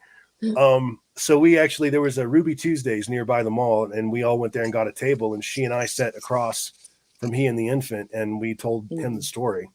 He was kind of a little bitch about it, to be honest. Really? I can't believe we've been together this time. You don't tell me about this. I can't believe you. He just kept saying, I can't believe you haven't told me. This is a hard thing to talk about. Right. In the meantime, you're playing footsies under the table with her? No. Not my style, but yeah. And I mean, that was the second incident that I had. And I of course put this as a story in one of my books, but the first one in Iowa removed all doubt, but if that didn't, this one sure as the hell did. Really? Yeah. And this is with a group of people and everything. I can't imagine. I feel like it's weird how there's always some kind of an effect of electricity with even ghosts or the Bigfoot, right? They always say some kind of electrical thing happens, There's they a drain lot of their times. Battery. Yeah. And UFOs have done. They've left strange evidence. Betty and Barney Hill, if you've ever heard that story, that was that interracial couple back in the '60s. That they were like the first people to say they were abducted. Really. That's right. That's right. Yeah, their car had some weird magnetic spots on the trunk that were polished, like 2 of them. And anytime you got a compass around it, I guess it would just go nuts around these spots. I mean, so yeah, they do something. It's some part of their technology that screws with our electrical systems and really our laws of physics, if you think about it. Yeah. Well, around here in Great Barrington, they had a UFO, incident. Did you hear about that one, Prudently? In 1969, they're going over a covered bridge, and the kid was like 9 years old, but he was with his family in, a station wagon. And as they came over this covered bridge, his grandmother was driving, his mother was in the passenger seat, him and his brother were in the back seat. And then there was like this blue light, and he felt like he was in a hangar, for airplanes with these insect-like creatures. And then all of a sudden was back in the car, but everybody was in different positions in the car. And what they thought was only a few minutes was 3 hours. And they have a place in Great Barrington, which I live in Massachusetts. That's in Massachusetts. That has all, this, history about it and everything. I thought that was kind of, different. And interesting. That was one of them. Yeah. What did you think about the fact that they said there was a different, UFO incident 2 weeks before Roswell? Oh, did you think they found anything? The show that I was watching, they did some diving looking for that, and all 4 of those people that were on the boat unfortunately have been passed away. Have you ever heard any evidence of that? There's one even earlier than that. There was one in the late 1700s that crashed into that was in trouble, burning in the sky, and crashed into through a windmill. And I'm trying to think where this is, but anyway, the people that were alive at that time, they found this craft crashed. They found the occupant, a person or some kind of creature. And then they even had a funeral for it, because that's how God-fearing people did it back in the day. They even had a funeral for this thing, and they marked the tombstone with a friggin' flying saucer on it. Really? I mean, and so this went on and this was there forever. They were going to do this big, they finally got permission to do an excavation of the grave. Okay. To figure out what exactly was buried. And the night before they were going to do the night before they were going to do the excavation, someone had come into that graveyard, drilled a round tubular hole into this grave, and extracted something. No kidding. Yeah. Oh. And this just happened. I mean, this was fairly recent. We're talking within the last 15, 20 years ago. Wow. it's But crazy how all these, mysteries of, the world, really, I guess you could say, are like a rabbit hole. It's like going down a rabbit hole. Mhm. You start researching one. That's what me and Prudently really discovered. When we started looking at this stuff, Mhm. was Yeah. that both of us ended up just researching and researching everything. And I still want to go, do more research about that Mel's Hole. He was on. Now, have you heard of that? I've heard of it. I mean, that's incredible to me that he was. It said he like put down there 80,000 feet. Wasn't I talking to you about this, Prudently? Yeah, I think you were. Yeah. Yeah, and we said Yep. even if they got that wrong and it wasn't 80,000 and it was 8,000, that's still a lot of, Mhm. coil or whatever it was he was Mhm. putting down there to see how deep this hole went, Right. Right. and there was no bottom. He kept putting stuff Yeah. down there, and then the military came in and confiscated his land. Lee, you're leaving. I just want to say goodnight, Lee, if you're leaving. Oh, good night, Lee. Good I night. don't want to, but thank you for coming. But yeah, I found it odd. Like the military came in and took over the guy's land that found it. They do this. That drives me nuts. The way they can just come and wipe something out, that you own, that you have. Yeah, there's eminent domain laws, but at the Yeah. end of the day, if they really want it, that didn't mean jack. Oh, eminent just- domain drives me I- nuts. I just included a link to the that one I was just telling you about, the Aurora, Texas Okay, great. crash. And I mean, when you first pull it up, you'll see the freaking the actual headstone. I mean, it's pretty hard to, these are people in the 1700s that put that on there. It's pretty hard to make anything else out of that, I think. 1700s. Jeez. Yeah. I mean, if that's not an Yeah, atypical right. flying saucer on that slab right there, I don't know what is. Right. Well, they say Yeah. a lot too in the Bible too. Like they make some references of things coming. They make references like that in the Bible to flying objects and things. Well, the Well, look at Da Renaissance. Vinci. Yeah, I was He going to say could, that. Yeah. Da Vinci. he could draw a perfect bird's eye aerial view map of somewhere without ever having have flown. Also, if you look at like artworks from the Renaissance period, look at the Mona Lisa. And you look at the Mona Lisa, look to her right, and you're going to see a guy standing there looking up and pointing at something in the sky. And it looks an awful lot like a UFO. No kidding. Yeah, I heard Yeah. that. I never too, noticed yeah. that before. Yeah, it's in there. Yeah, I mean, and most people just kind of miss it. They think there's a guy walking his dog or something. But check it out, it's there. And that's just one example. There's all kinds of examples in the Renaissance period where they've got strange things in the sky. And again, these are people that had no concept of flight. So Yeah, everything included says, there are so many infamous portraits where there's UFOs in the background. One of the famous ones is of the Mother Mary. yeah, I've heard that too.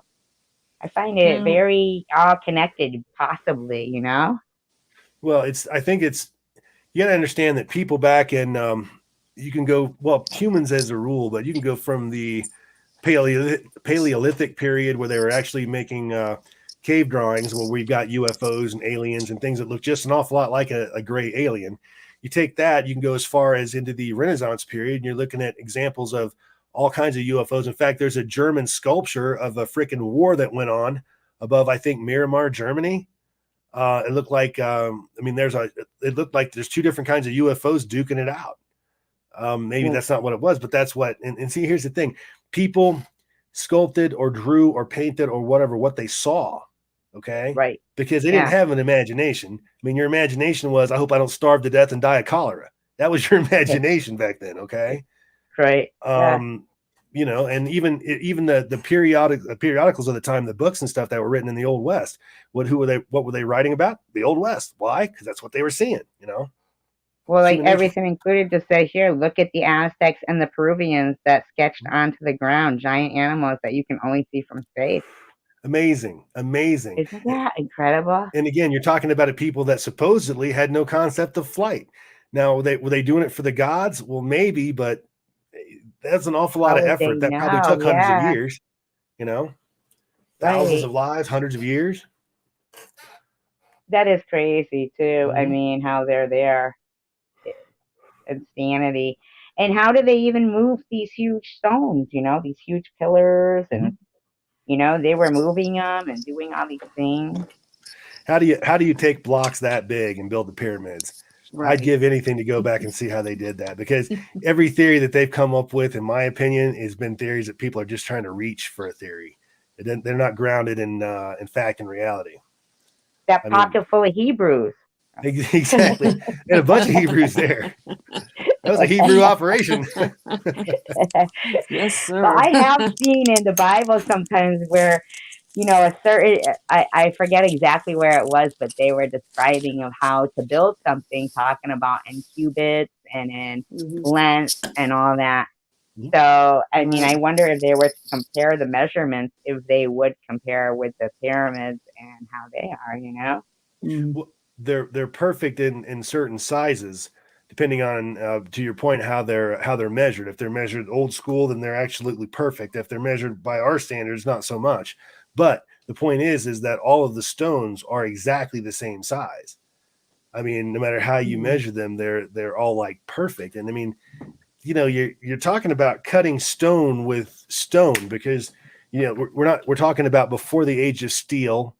We're talking basically the Bronze Age, if that. Yeah, they said And they didn't have metal strong enough to cut right, not by a long that. shot. Yeah. Yeah. So it's crazy how they pulled that off. I mean, they had to have had help. It makes me wonder though, did they not have tools that strong, or do we think they didn't? And and we put them off to being less sophisticated as us, but were they just as smart and just collapsed within themselves, when they find these cities underground? we Like, haven't will really we eventually destroy ourselves? well, there's really no expert reason why we should have uranium in the ground. So that's a great point. Tim and I talked about that one before. But we haven't during the period of time where we believe that the pyramids were built, we never found any alloyed metals, and that's how you get steel. Steel is not just iron; it's nickel and other things that are added to it to make steel. And this is back before, supposedly, because we never found any examples. This is before they were using alloyed metals. So Right. there's no way that they could have created, that we know of, that they could have created anything hard enough to cut rock and things like that. You're talking They just have bronze. to use more rock to cut rock. Right, but that's pretty hard to do when you're trying to get like a super fine edge. And you look at those blocks that they're using. I mean, they're cut perfect. I mean, they're like that would be difficult to do by today's standards. Is the thing. And I mean, almost impossible, really. It's something that size, but yet they pulled it off, and we don't have a damn clue as to how. It just bothers me. Right. Well, I was reading about those Anunnaki. No, the obelisks. Obelisks. Oh yeah. Yeah, the obelisk. She's having trouble pronouncing that word. And they were saying they used some kind of a 12-pound round ball, but it was a stone, to carve the granite, because the granite was, a hard material. And that, they didn't have the hard enough metals. So that means they would have been having to pound with this, 12-pound ball to make these things. And I just thought, how incredible. And then earlier, me and Prudently were talking about if they appear in the Bible anywhere. And I looked that up when we hung up. And it said in Jeremiah, they talk about the obelisk, and that it was, that God toppled it in Hierapolis, which is where they found it. Which I find incredible. That it almost gives it gives credibility, like credence to the Bible. Here they go, right where in the Bible it says it toppled something, and there it is. They just found some new Dead Sea Scrolls 2 weeks ago, which I'm sort of Jewish, and that's a big deal to the Jewish people. When that's Old Testament, that's before the Old Testament text.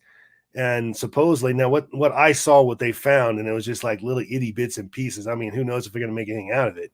But they were found, and that was something that the Hebrews actually hid from the Romans, because the Romans were trying to keep the Hebrews from the written text, from reading, writing, and all of that. They wanted to keep them down, and that's where the Dead Sea Scrolls came from, was hiding that stuff from the Romans. Hiding it.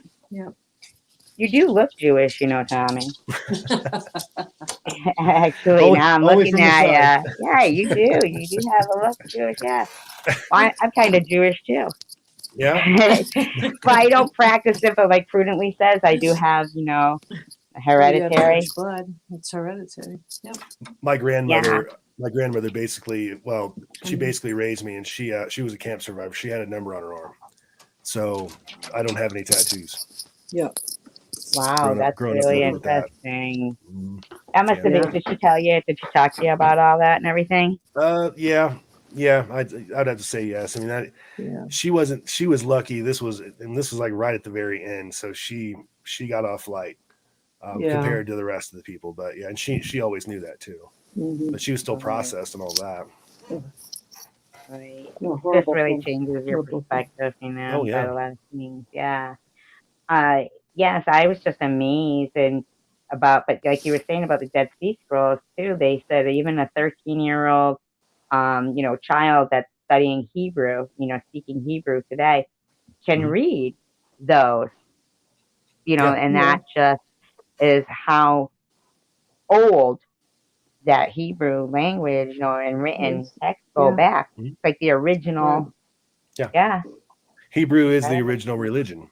Mm-hmm. Judaism is, and then because Christianity didn't come along for a few thousand years later, Right. and then Islam is even newer than that. So, yeah, I mean, theoretically speaking, that's why they say that the Jews are God's people, because He spoke to them first. That's right. If you believe in that sort of thing. Right. Then again, I that's mean, I coming know from that UFO there's a guys, lot of like controversy between the Islam. Sometimes don't they believe that they're? I'm not saying that they're not. I'm saying, but isn't that some kind of a subject of contention between them that? Oh yeah, that Islam is old. Oh yeah, there's the Jewish people are not well liked by the Arabs world at all. In fact, it was interesting that Trump was actually at the end of his office there. He was actually able to sign some peace treaties between several, and that was incredible. I mean, that was one of those things that if it had been any other president, they would have given him the Nobel Prize, stamped it on his ass. But because it's barely Trump, made the news. Right? Yeah, nothing positive. Barely made the news.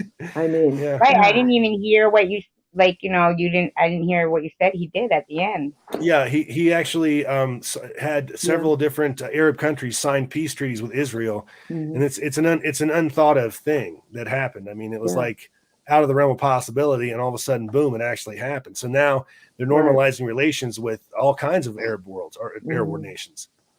So except Iran, obviously. Right. Wow. Other presidents. I didn't hear that. Like you said, it didn't make the news. Other presidents tried to do it, and they couldn't do it. They've been trying to do it since Carter. Yeah.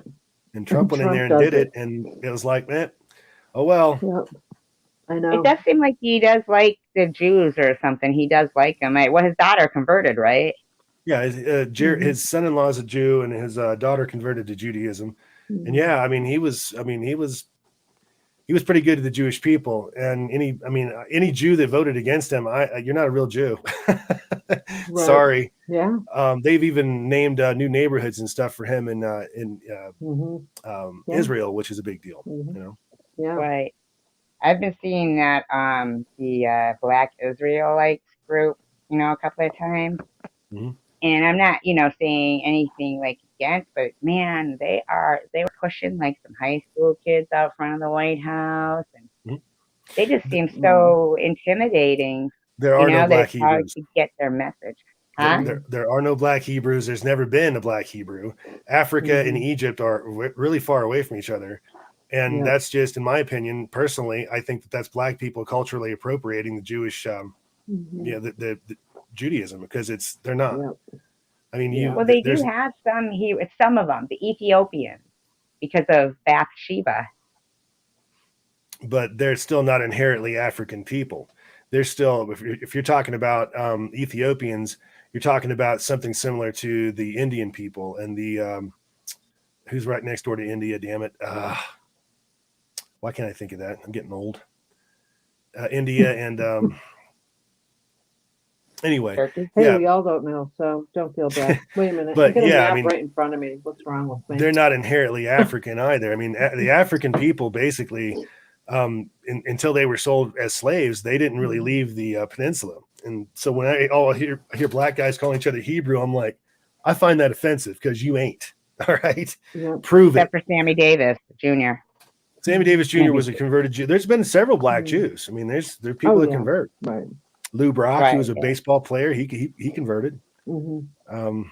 But yeah, I mean, to me, I'm not big into religion myself. I don't practice it. I just try to be a good guy, and if I get wasted, well, hopefully I just made it over the line to get to heaven. Right. I Hey, feel like, huh?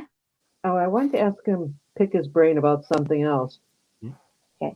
And who would you say would be the most credible person to listen to about abductions? You talk in terms of the actual people, or do you mean Yes. like types of people? Actual people. Actual people. Betty and Barney Hill, right off the bat. Right off the bat, yeah. If you listen to their hypnotic session, Yeah. she's good. I mean, listening to hers is really good and all that. But when you listen to Barney Hill, he loses composure. I mean, he's frightened. He's scared out of his mind. Right. And Right. I just don't believe anyone could act that well. To be perfectly honest, I think Yeah. it's genuine. It's genuine. Yeah. But there have been. But you're right. There are a lot of people that have claimed to be abducted that I do not believe were abducted. There are a lot of people that are in the let's say supposedly in the know of UFO knowledge that I do not believe. One just passed away just a couple weeks ago, Clifford Stone. Okay. He's a guy that was former military, and supposedly he was on a team that would go and retrieve crashes and stuff like this. Okay. Okay. And I got admonished on UFO Man because I didn't realize he had just died, and I said I didn't believe him basically. But out of respect for the dad, I didn't know. But what I didn't like about him and really anybody whose story they keep adding stuff to their stories. I'm a storyteller. I'm an author, which makes me a professional storyteller. And when people start adding things to their stories, they lose credibility to me. And he did that a lot. It's like, oh yeah, and then this happened, and no, I forgot about this. Then this happened. And it's like, I don't know, cowboy. Okay. Yeah, right. I don't know either. I don't even know if they should spend that much money, like even trying to explore out in space, because I feel like they're just polluting it out there, kind of. They're putting all these things out there. They're spending a lot of money. And I just feel like there's so much stuff here they could be fixing instead of looking to expand and you know what I mean? Probably a lot of things that we're not aware of and the reasons behind why they're doing those things, quite frankly. I'm sure that there's a reason. Asteroid detection, things like that. And then again, they could be looking out and seeing if somebody's encroaching into our solar system or whatever. Right. Again, we talked about the Oumuamua thing that came hurling through our solar system. That took everybody by surprise. Yeah. Because the asteroid or something, was it? Yeah, it was this elongated asteroid, and it's moving in a track that it shouldn't have been moving. Like everything in our solar system, I mean, everything moves a certain direction for the most part, except for a couple of the moons of Saturn, I believe. They move in a counterclockwise, but everything else moves a certain way. This thing came in instead of from an angle from like a record. Okay. It came in and joined the record around our sun. It didn't do that. This thing came in from the top and like the whole of the record and then went right through it.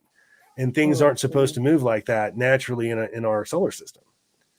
So that was the thing that everybody was blown away by, is that this is unnatural, and it was. Right.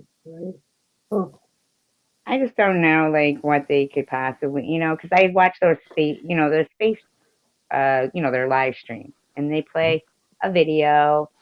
There's a lot of people there, and I know they I mean, they're playing these documentaries from the 80s and the 90s, and they play them over and over again. And it drives me crazy because, they talk about how much it's going to cost then in these videos. Mhm.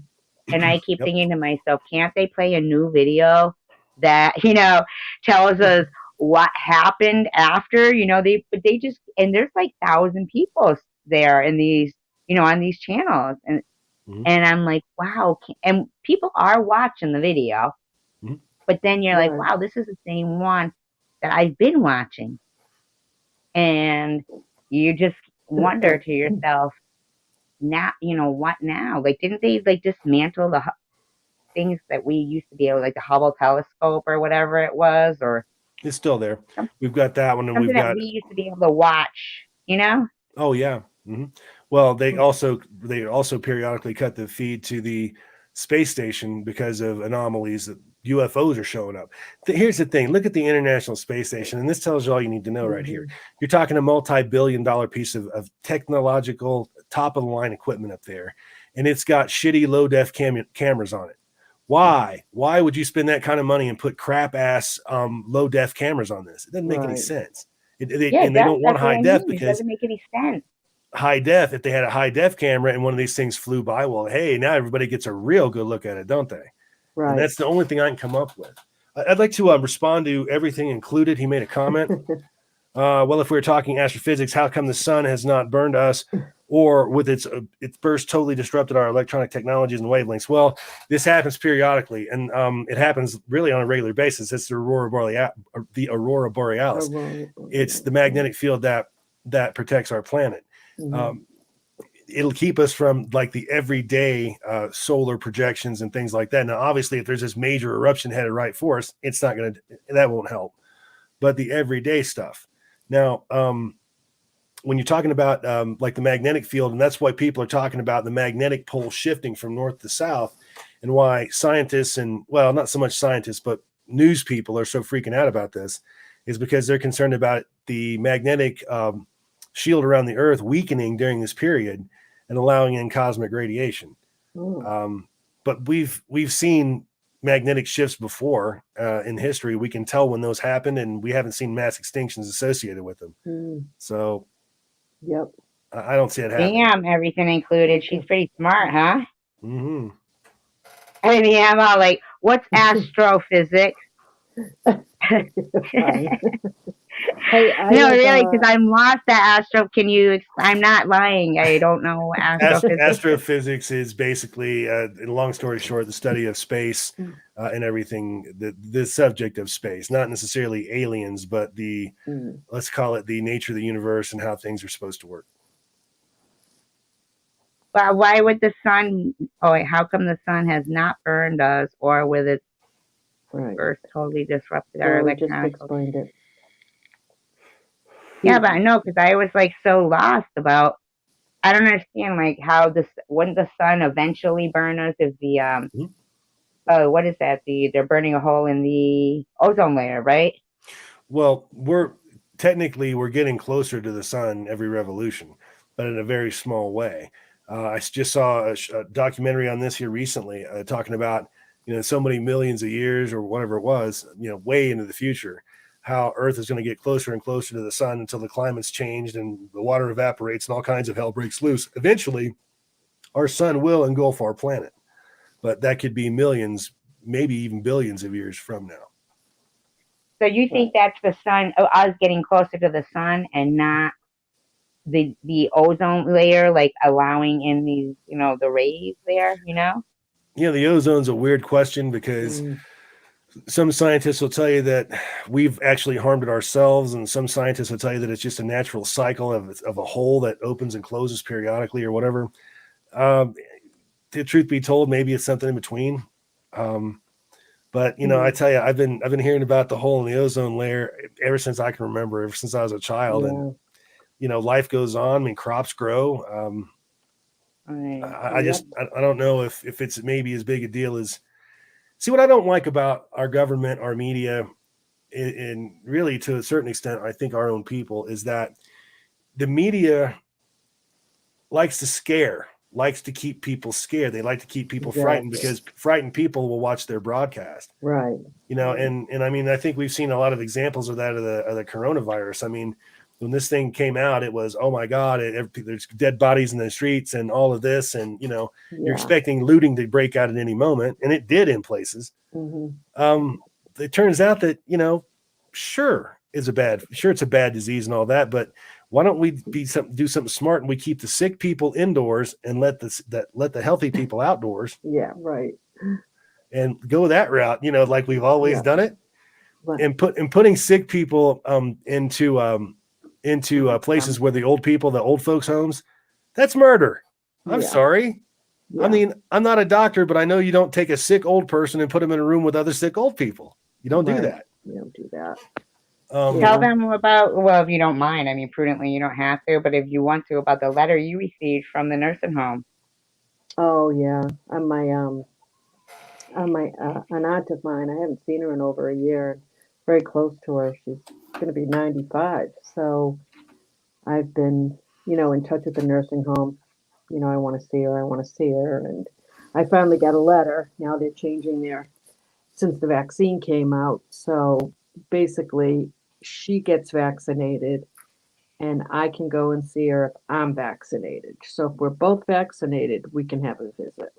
And I'm like, well, what the what is that all about? If she's vaccinated, I'm obviously not going to give her anything, am I?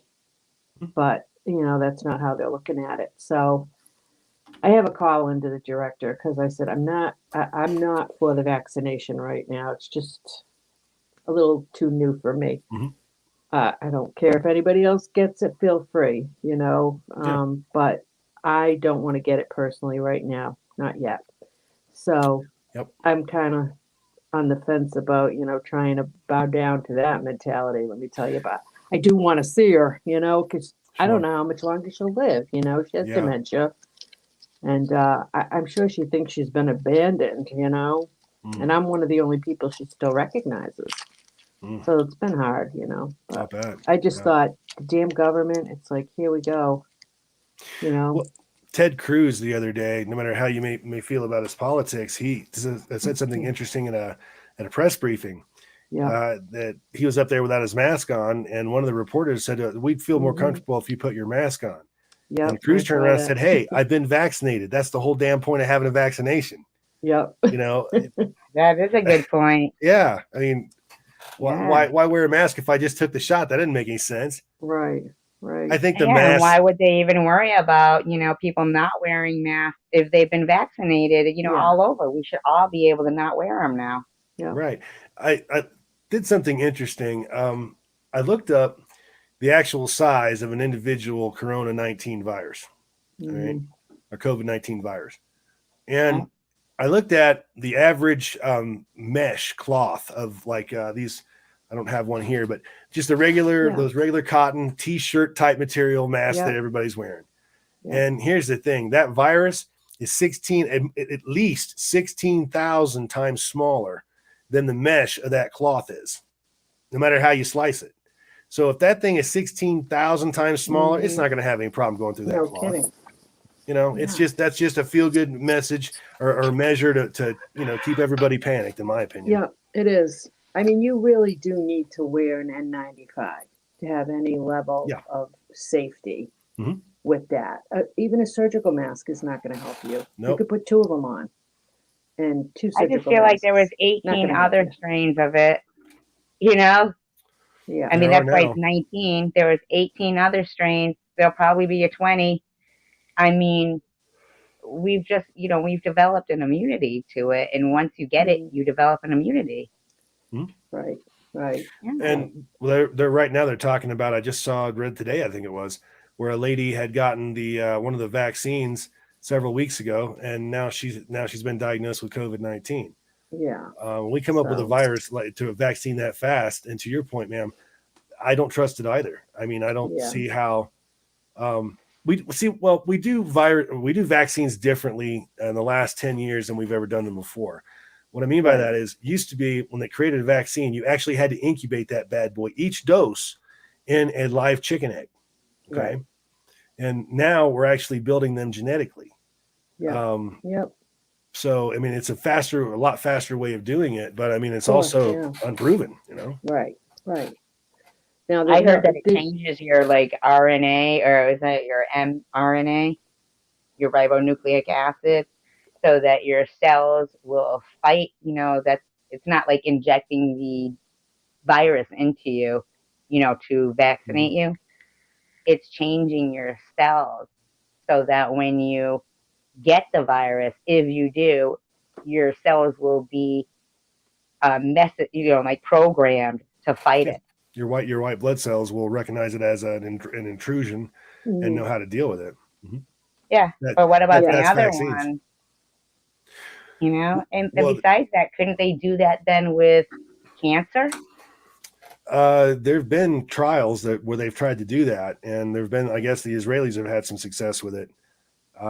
But here's my fear with COVID-19. I'm not concerned about the virus. I'm not concerned about the virus killing me. I mean, I'm type O blood. I'm healthy, all that. I'm not concerned about that. What I am concerned about is the panic that this thing has induced into our society. And I'm also concerned about when's the next one, the next, regular flu that comes by. Every year we got a flu that infects a certain part of the population. Are we going to freak out and lose our minds about stuff like that now? Right. Right. And I think that the answer to that, sadly, I believe is going to be, depends on what party's in power at the time. Right. I think you're right. Yeah. I think that definitely they're adding the statistics in how many deaths occurred because of it, and they're including regular deaths in those. Yeah.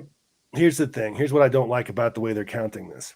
Let's say, for example, you got person A right here, person A standing here, okay? And person A either contracted the virus at some point, recovered from it, now they're fine, or they got the vaccination, which is going to give them the COVID-19 antibodies. Okay, either way, they're going to have the antibodies in their bloodstream. So this person's walking down the street, steps off a curb, bam, gets crushed by a bus. All right. Now, obviously, they're going to do a post-mortem on this person's body. But here's the thing. The bus, the blunt force trauma of the bus hitting them, that didn't kill them. Them bouncing off the pavement head first, that didn't kill them. What killed them was COVID-19. You see what I'm saying? Even though the bus was clearly what did the job on them. Now, I heard somebody say something very interesting the other day, and this is probably controversial, but I'm going to say it anyway. Apparently, as far as anybody can tell, George Floyd is the only person that was positive of COVID-19 and didn't die from it, because everybody else has had it, died from it, at least according to the records. Yeah. Well, my daughter's a nurse and at a big hospital here in the city. And she was telling me how it's counted twice. You'll go in and you'll get tested for it. You're considered somebody with the virus just because you presented with symptoms, so on and so forth. Now you come back again. Okay, you leave. You come back again. You come back through those doors to get your test. Now you've got number 2 count. What is that? How does that make any sense? They're getting more federal funding for the more cases they have. Yeah. So the numbers are being boosted, and she said, it's crazy. She said, we're being told to document things twice, sometimes 3 times on a patient. She says, I don't even want to do that. She said, I've got my license on the line here, and sure.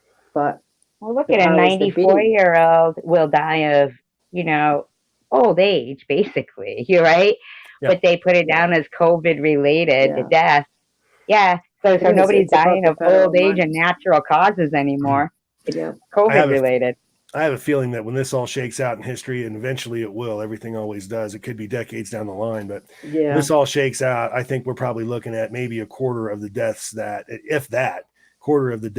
they're actually being reported, because there are just too many people that are dying of other causes that are being attributed to the virus, and it's not right. It's not fair.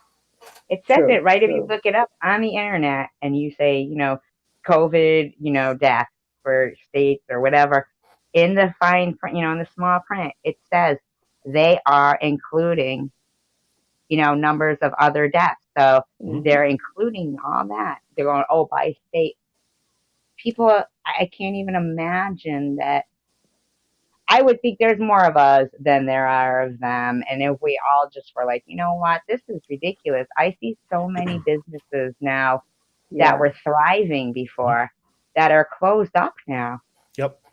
Yeah. You can't buy a gyro sandwich. I noticed the other day, you can't buy one in Colorado Springs anymore. And there were 3 different gyro places within, I mean, a few miles of my place. And I appreciate the gyro sandwich. And Yeah. I drove by the last one a couple days ago, 3 days ago, and damn if it's not closed. No So if you kidding. were teetering on the edge, if your business was teetering on the edge, your history, and they can talk about all these small business loans all they want to. Well, the problem with a small business loan is that eventually that loan comes due. And if you were just keeping your head above water in the best of times, you're not going to be able to make that payment. So you lose your business anyway. Yeah. So that's why a lot of these people are just opting not even to take the federal money, because they know they're not going to be able to pay it back, and it's just going to bankrupt them. They just close their damn businesses, and it's all they can do. Yeah. Right. You should have seen, like, I live near the Basketball Hall of Fame, and that parking lot, and there's lots of restaurants. There's a hotel there. They just built a casino, and it was just desolate. A couple of places were boarded up. Yeah. I was just, like, wow, I cannot believe. And the Big E, what is it, closed now for 2? It's going to be probably closed this year. Oh yeah, I mean, we're talking this. In my opinion, this whole thing is going to completely change our society. You're always going to have the people that are so easily terrified. I mean, I have actually seen people. I shit you not. I've actually seen people that were like in our cars in line at the bank, and they're social distancing in their cars. I mean, I've seen this. Yeah, crazy. And it's like, do you really think that that lady taking virus? a walk down the street the other day out in the country? She had a mask on. Yeah. Yeah, not even breathing fresh air. I mean, come on. Nobody else around. No way you're going to contract it. I mean, Right. that's just how easy people are. Some people are to manipulate. And unfortunately, we've got I don't want to get into politics. We got a political party that's quite good at that. Yeah, that's true. Yeah. Like you guys were saying earlier about toilet paper. I mean, how does that even make sense? Like, what does toilet paper have to do with COVID-19, right? Well, no. I was making a kind of a comparison that the public can't, how much the public is not ready to really handle the truth of things. No, I know. I understand what you're saying over. prudently. But what I mean is, you're right. And I don't understand how, I'm sorry. they were able to convince us that there was some shortage on toilet paper Doesn't take during, much. this other big thing, and that they were related somehow. I mean, they never said, COVID-19 might make you have diarrhea, so you're going to need more toilet paper. You better stock up. So everybody rushed out. There was no reference to toilet paper, only other than there's a shortage, supposedly. Right. The other thing that's interesting that happened during the pandemic was gun sales. There are estimates that another 40 million guns hit the street. Now, right now, it's if you don't already own ammunition, you're going to have a tough time. Ammo is short everywhere. I mean, nobody has it. Right. And when you do find it, it's 3 or 4 times worth, what it used to cost. Exactly. I mean, it's very interesting because there's this guy has a little gun store, a real small gun store, but he's got a little gun channel on YouTube. And usually when you see him on his channel, he's got like behind him is like a bunch of guns, on a rack behind him. Well, a few months into the pandemic, he got on there and there were no guns behind him. He's like, listen, I'm sold out of everything. I can't get anything. Wow. And he said the interesting thing was that there's this lesbian couple that from time to time will stand out in front of his business with signs and boycott his business. And he said, wouldn't you know, a couple weeks into the pandemic, the 2 same women came in and tried to buy an AR-15 from me. I said their ass is packing. Now, why do you think that is? Do you think like there's some kind of a uprising being like? I think we're at the base of a civil war right now. I'm so sure when I wrote a book about it 2 years ago. And did you? Yeah, it's called Get Trump, the Patriotic War. And it goes into how we're getting there and what that'll look like. I got to be honest with you, it's the sickest thing I've ever written. Really? You should leave a It's link to it. yeah, Is it I on will. Amazon? Yeah, it's it's TommyHighway.com. I'll leave it in the chat Okay. here. Oh, okay, great. But yeah, I'm almost positive we have the perfect storm of issues here. Yeah. We're supposed to be a united people, and again, I don't want to get political, but one thing, I voted for Barack Obama the first time, Mhm.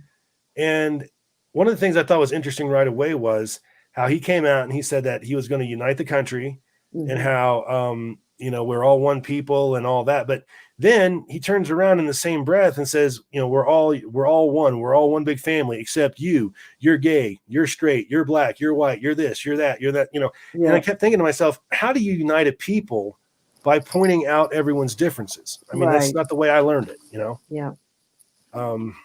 Lee Yeah. Thomas says, tell me about it, Tommy. Only one box to be purchased. So he must have had a hard time Must buying about ammo. ammo. Yeah. Yeah, it's been a bitch. I got lucky and I got everything I needed a few years ago. I spent what I thought at the time was way more money than I should have, but I'm glad I did that.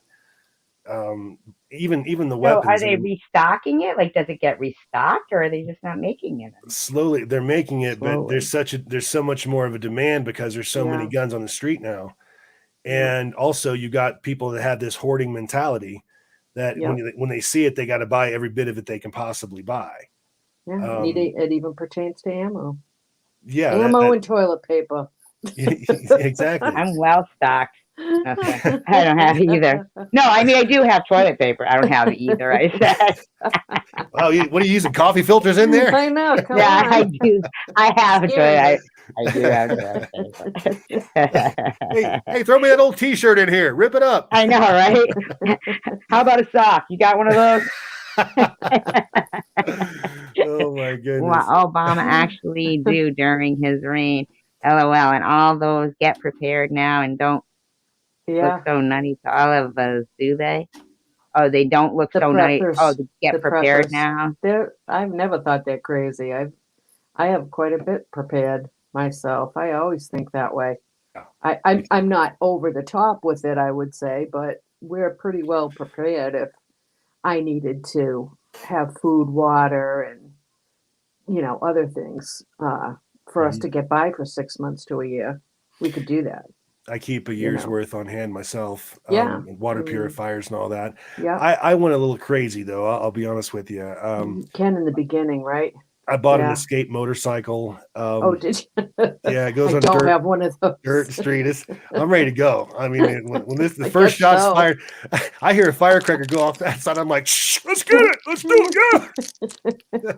That's good. I feel like is that what you're thinking is like maybe something against each other, or do you think it would be the people and the government, I guess, Say that again.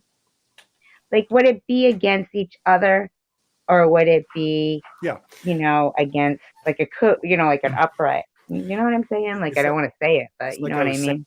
So now what we've got a major racial issue, and it's happening. I thought it was pretty interesting how they're coming out with. Again, I don't mean to talk politics, but that is my channel.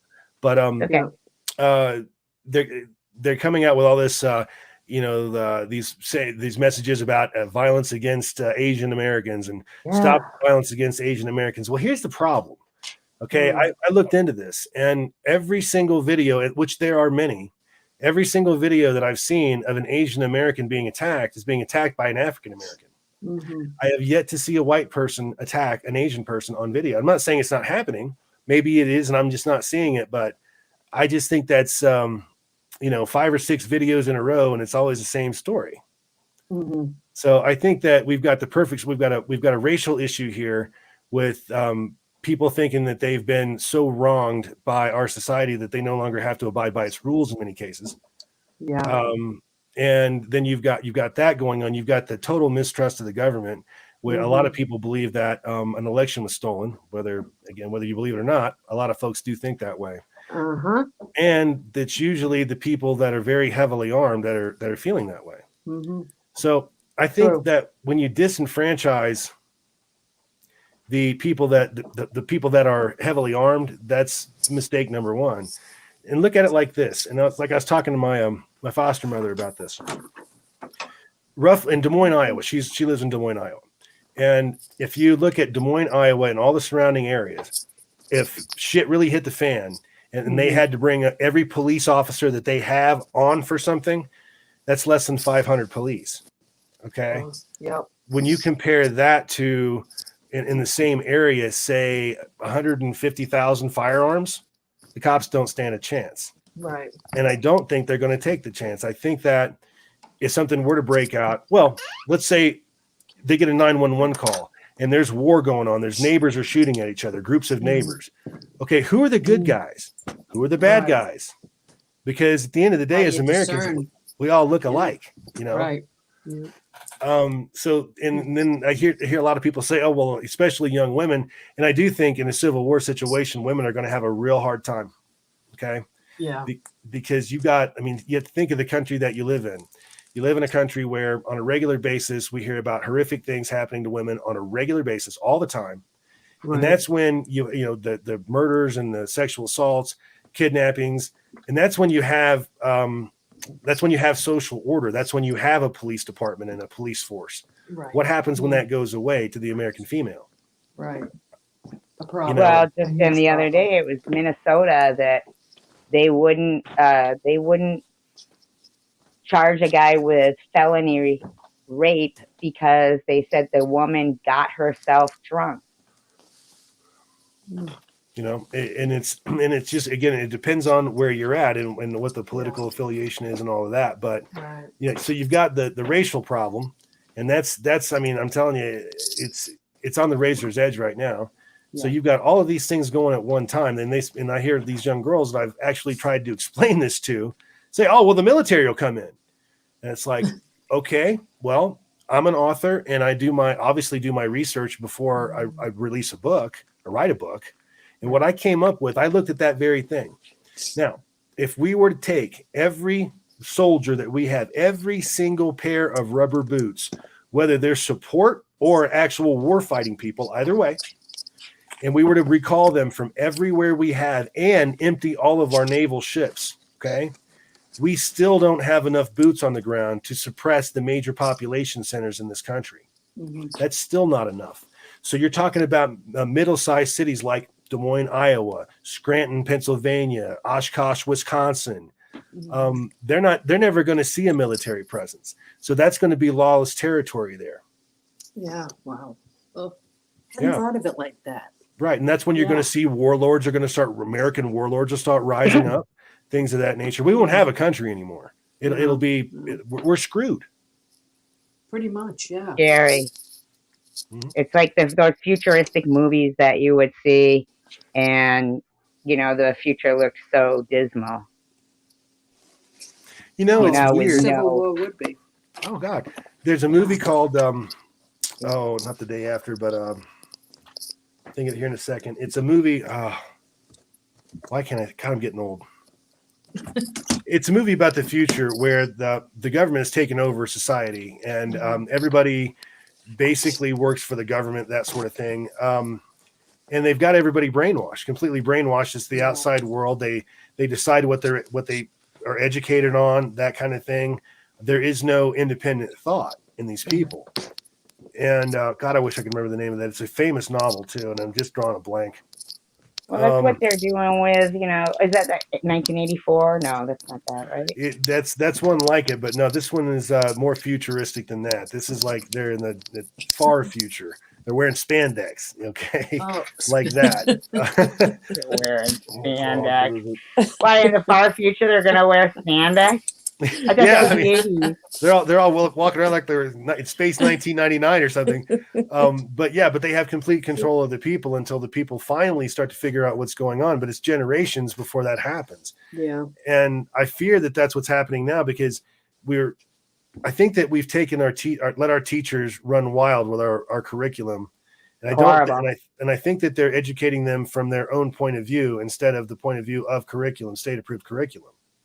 I know. I agree. I think that I feel like it's a shame that this these young kids nowadays are really being cheated out of an education, even though there is Yeah. teachers and they're teaching It's at not the home and same. everything like that. It's like they're But not I being educated; feel, they're being yeah, They're not. indoctrinated.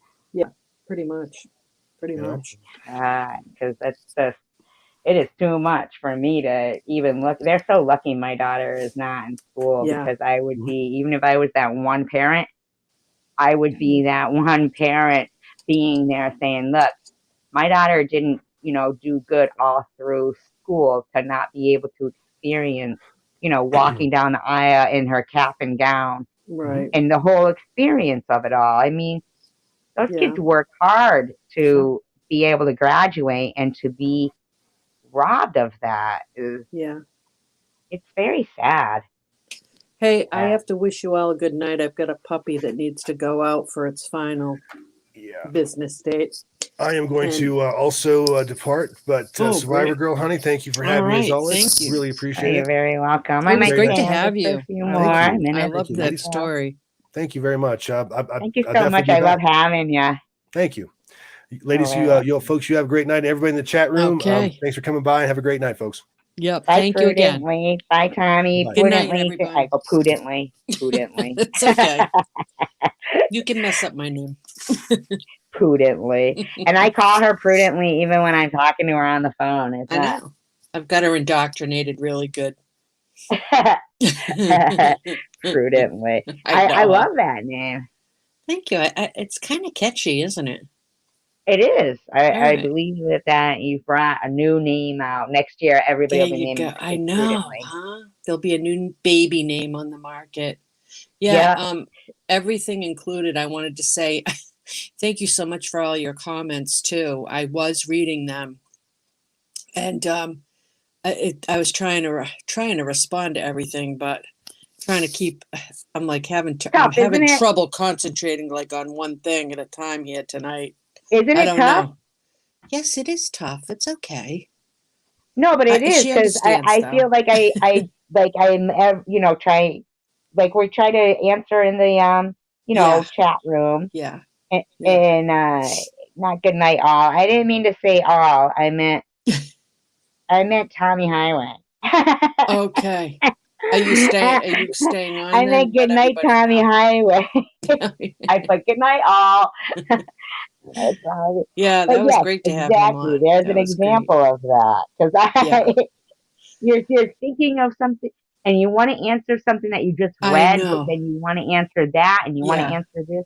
So it is difficult. I know. So everything included, trust me, I was reading all your chats, and yeah, I agree with just about everything, dear. So And she said, she goes, I'm a she. Right? Do you see that? Yeah. And I didn't know either, because you know what? I found in myself even. I think we automatically assumed that because she has so much interest and knowledge and all that that might stuff. be just a guy. Yeah. Yeah, right? How many women are interested in UFOs? Yeah, right? And all that Yeah. stuff. Like, yeah. I swear Isn't to. that crazy? Right? Wow, we're sexist. All right. I got my puppy crying. I gotta Okay. take All her right. out. I'll stay on for a few I'll minutes talk to you longer, tomorrow, people. probably. Okay. And good night, Okay. everybody. Nice All right, chatting love with you you. all, really. Love you, She prudently. says, I'm a lady. Laugh out loud. Yeah, right. That's funny. All right. Good night. Night, prudently. Yeah, that was nice, huh? I like that. I really like the live streams, You do know a lot about everything, actually. I did like, the live stream. Somebody was saying today, I saw that they, because I had made a video about how, and I do get irritated about the whole, you would think if somebody has, thank you. I appreciate that, everything. Now, how did you hear about my chats? Had you seen them before, or like, were you a different name before or something? Because, you're very interesting, very smart and everything. I gotta blow my nose. I just gotta mute this for 1 second. Oh my God, my eyesight is so bad. I took off my spectacles, as you call them, And man, it is blurry. Give me 1 second. I just gotta blow my nose. Thank you, Ace. Give me 1 second.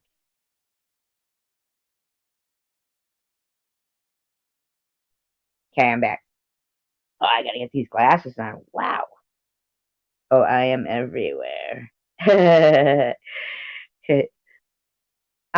So yeah, I thought it was a pretty good chat tonight too. And like I was saying, I do like the live stream because it gives me the opportunity that and you know what? It's so funny. I keep seeing everything, and even me, I'll go, "It's true, everything," and I'm like, thinking, "Oh, she knows I mean everything's included, right?" I mean, it's so funny.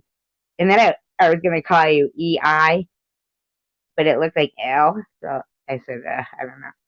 Anyway, what I was saying was, it was very shocking to me to have paid into the system, because I've worked since I was 15 years old and I'm 53, and to be denied disability. And the reason was that although I can't do the job I used to do, I could do a different job. And oh, and I was over at Bobbles, and today, Cray, she posted about T-Mod, etc. What's T-Mod? About T-Mod. What does that mean? Everything is everywhere. I was thinking the same thing too. Ace is very, very kind. Um, so, um, what's T-Mods? I don't know what T-Mods is. Well, no, I mean, because I have doing it, I peeled, and then now I have a third appointment going because I'm not going to fall into that gig of, oh, you mean CW? Right. um, was she saying anything about me? I used to be a Tom mod, but anyhow, um, I won't fall into that of, I feel like that's their thing, you know? I'm supposed to hire a lawyer so a lawyer can get, some of that. And then, like, what is that? Something they got worked out with them? Because everybody has that mentality to, you know, that it would be easier if I hired an attorney. But I think if I just, don't give up and I just stay right on their ass, I mean, are they serious? The only thing that would qualify me, with cancer for disability is if it was a reoccurrence and I was stage 4 for being denied disability. Um, but I'm not going to let them get away with that because I think that's disgusting. First of all, to say I could get a job somewhere else during a time when everything is shut down and jobs are very scarce. Second of all, here I am with all these doctor's appointments, chemo, like I'd have a doctor's appointment, then I'd have the chemo, and then the next day I'd have to go for the shot. So there's 3 days a week already taken up. Now with the radiation, that's 5 days a week. So for them to say, for them to say that I'm supposed to go, I mean, and then my stomach keeps grumbling. Nope, mental anguish, or now it's a PTSD. Yep, exactly. Exactly everything. Yep, because the mental anguish that they cause probably, when people say, oh, don't let yourself stress, that'll bring down your immunity system. When you've got your immune system, I mean, your immune system, and that's bad with cancer. That is true. So that type of mental anguish would apply because how much do they think that caused me mental anguish? So tonight I saw, this live stream, and they were saying about, well, first of all, somebody said, oh, I heard SG is losing her home. I'm not losing my home, you know? I was just saying that, it's ridiculous that I'm not a drug addict or an alcoholic, and then I would get disability or something like that. And, you know, probably, but the bottom line is, when I saw somebody saying, oh, oh, she's losing her home, I never even said that. I just kind of like made a joke, like, oh, I was supposed to go find a nice refrigerator box to live in. Because if I wasn't me and I was a different kind of person, who doesn't plan for, doesn't take care of responsibility. If I wasn't that kind of person, okay, I might be the kind of person who lets everything fall by the wayside. And the thought that our system, our government would be, okay, oh, this person, I go back to my thing. Everything that's crazy you would hear for sure. The lawyer takes a cut out of the check to go back and when you first apply. Yeah, I know that, but the thought that they would allow somebody on chemo to even perhaps be homeless and have to recover, what, in a shelter or where? That is makes me question like the morality of somebody who's sitting there stamping nope, denied, denied, denied, to people who have true, real, disabilities. So anyway, so this, perhaps live stream that I was looking at, then somebody said, oh, well, she got StreamYard. How much is she paying for StreamYard? Can't she, use what she paid for StreamYard? And I'm like, then it came up, and another thing, she goes to Boston. That's where she gets her chemo. First of all, I'm not losing my home, and the StreamYard was a gift, and I don't get my chemo in Boston.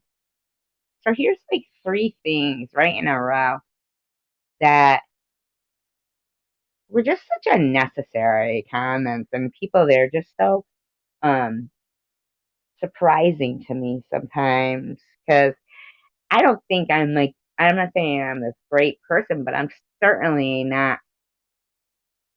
I don't know. I try not to be, you know, detrimental or anything to people. I try to be nice, and even with the Tom's chosen one thing, even when I was on that, before I was a mod, when I was a mod, I always try to be encouraging to people and positive and everything.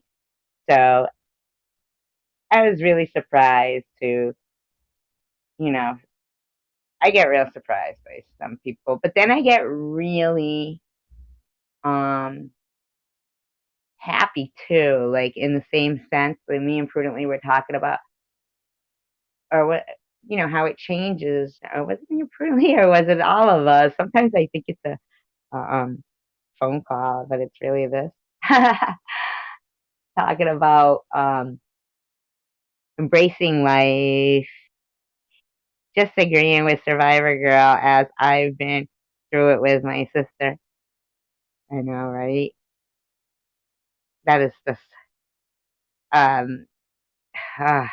Did she go through chemo? Did she do all that, Ace? I'm curious. Because now I'm all scared. Like, what stage was she when they found out? You know? I told you about it. I went to that psychic medium. I told you guys that, right? Did I tell you that story? And this guy was, I mean, he could have been fitting round pegs in the round hole if he would have just, like, even spoke to me.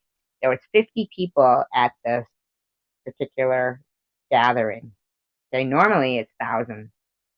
And so I thought, okay, 50 people, he's gotta, be gotta pick me, right? So he comes out with this particular question, and it was fairly in the beginning, and he said, who here has a brother that died named William? And I was the only one who said me. You would think that the person who asked the question would say, oh, well, then it must be you, right? He was like, no, not you. Like, that's so weird to me. Okay, you're going to ask a question. The one person who says me. That didn't make any sense. Then he says, here, who here didn't make it to the hospital on time when their mother died? Me. Only one again to respond with me. Once again, he's like, no, she was 3, had the breast off, chemo, and then came back 15 months later. It went to her liver. No, but I didn't have cancer then. But get this. Now I'm going to get back to you, Ace, what you're saying here. But I just want to respond to everything included. Get this, though. At the end of this whole, get together with the psychic medium, once again, who here has a sister that died? Blah, blah, blah, all this stuff, right? Then he goes, who here has breast cancer? Nobody says anything. I hadn't been diagnosed yet. If he would have just at least maybe stopped just ignoring his instincts or anything at all, perhaps he could have told me sooner, Yeah, he was focused on somebody. Yeah, something was going on. So Ace, she was 3, had the breast off, chemo, and then came back 15 months later. It went to her liver. Did they remove the breast before chemo? And yeah, because I'm wondering, did they do the chemo and then she had the breast off and then,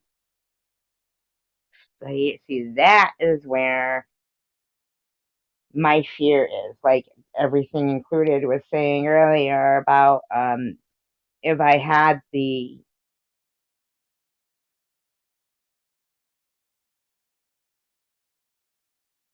no, but you're probably right. He was probably focusing on somebody else, or just didn't want to focus, or like you said, maybe he didn't want to tell me. But he said, "Who here has breast cancer?" Now, I at that point, many years ago, had a lump removed that wasn't cancerous, so I related that. So she had the breast off and then chemo. Huh? She had the breast off and then chemo. That's like opposite to what they're doing. Not that they're removed, but opposite to what I've experienced, with myself was that, they did the chemo first to shrink it so then they could make the determination if they should remove it, if they should remove the whole breast or remove the lump. Yeah, right? You should look that up, see if that's common practice or if that's just different in Australia, because I feel like,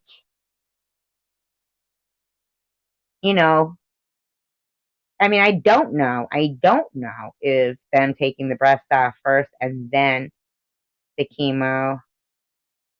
Basically, you would know for sure have or not by being in the audience. No, don't. You're fine. Everything. Oh, they removed both breasts. That sounds like torture. That really sounds like. So she had cancer in both breasts. Here we are, just talking about breasts and the breastises.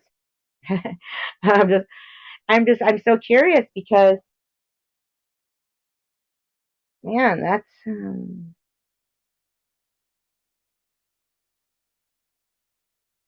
oh, he was, yeah, so they removed, so she had cancer in both breasts. Wow. It's such a scary thing. I feel like everybody eventually will have cancer. Big breast, small breast, breast will catch up with rest. It's fried. it, it, it, it was, I can't even imagine them putting her through removing both breasts and then chemo. Like, what were they trying to kill if they'd already removed both breasts? I'm so sorry. I'm sorry, Ace. I hope I didn't make you angry or hurt or anything. I'm sorry. I feel so bad. I like I'm asking so many questions because I'm inquisitive about my own situation and I get fear. You know what I'm saying? I get a lot of fear, and that was a good point to bring up, everything included, about asking again, because I do need to ask again. And I have to talk again and just make sure, because the other night I had so much anxiety thinking about living with fear for the rest of my life. And I just get, that is a main concern of mine. I've always been the type who doesn't, go to doctors much, and I wasn't sick much. And so I always, had energy and just, didn't, never considered that this would happen. It doesn't go away. And I always think the living hearts you leave behind is never to die. And that,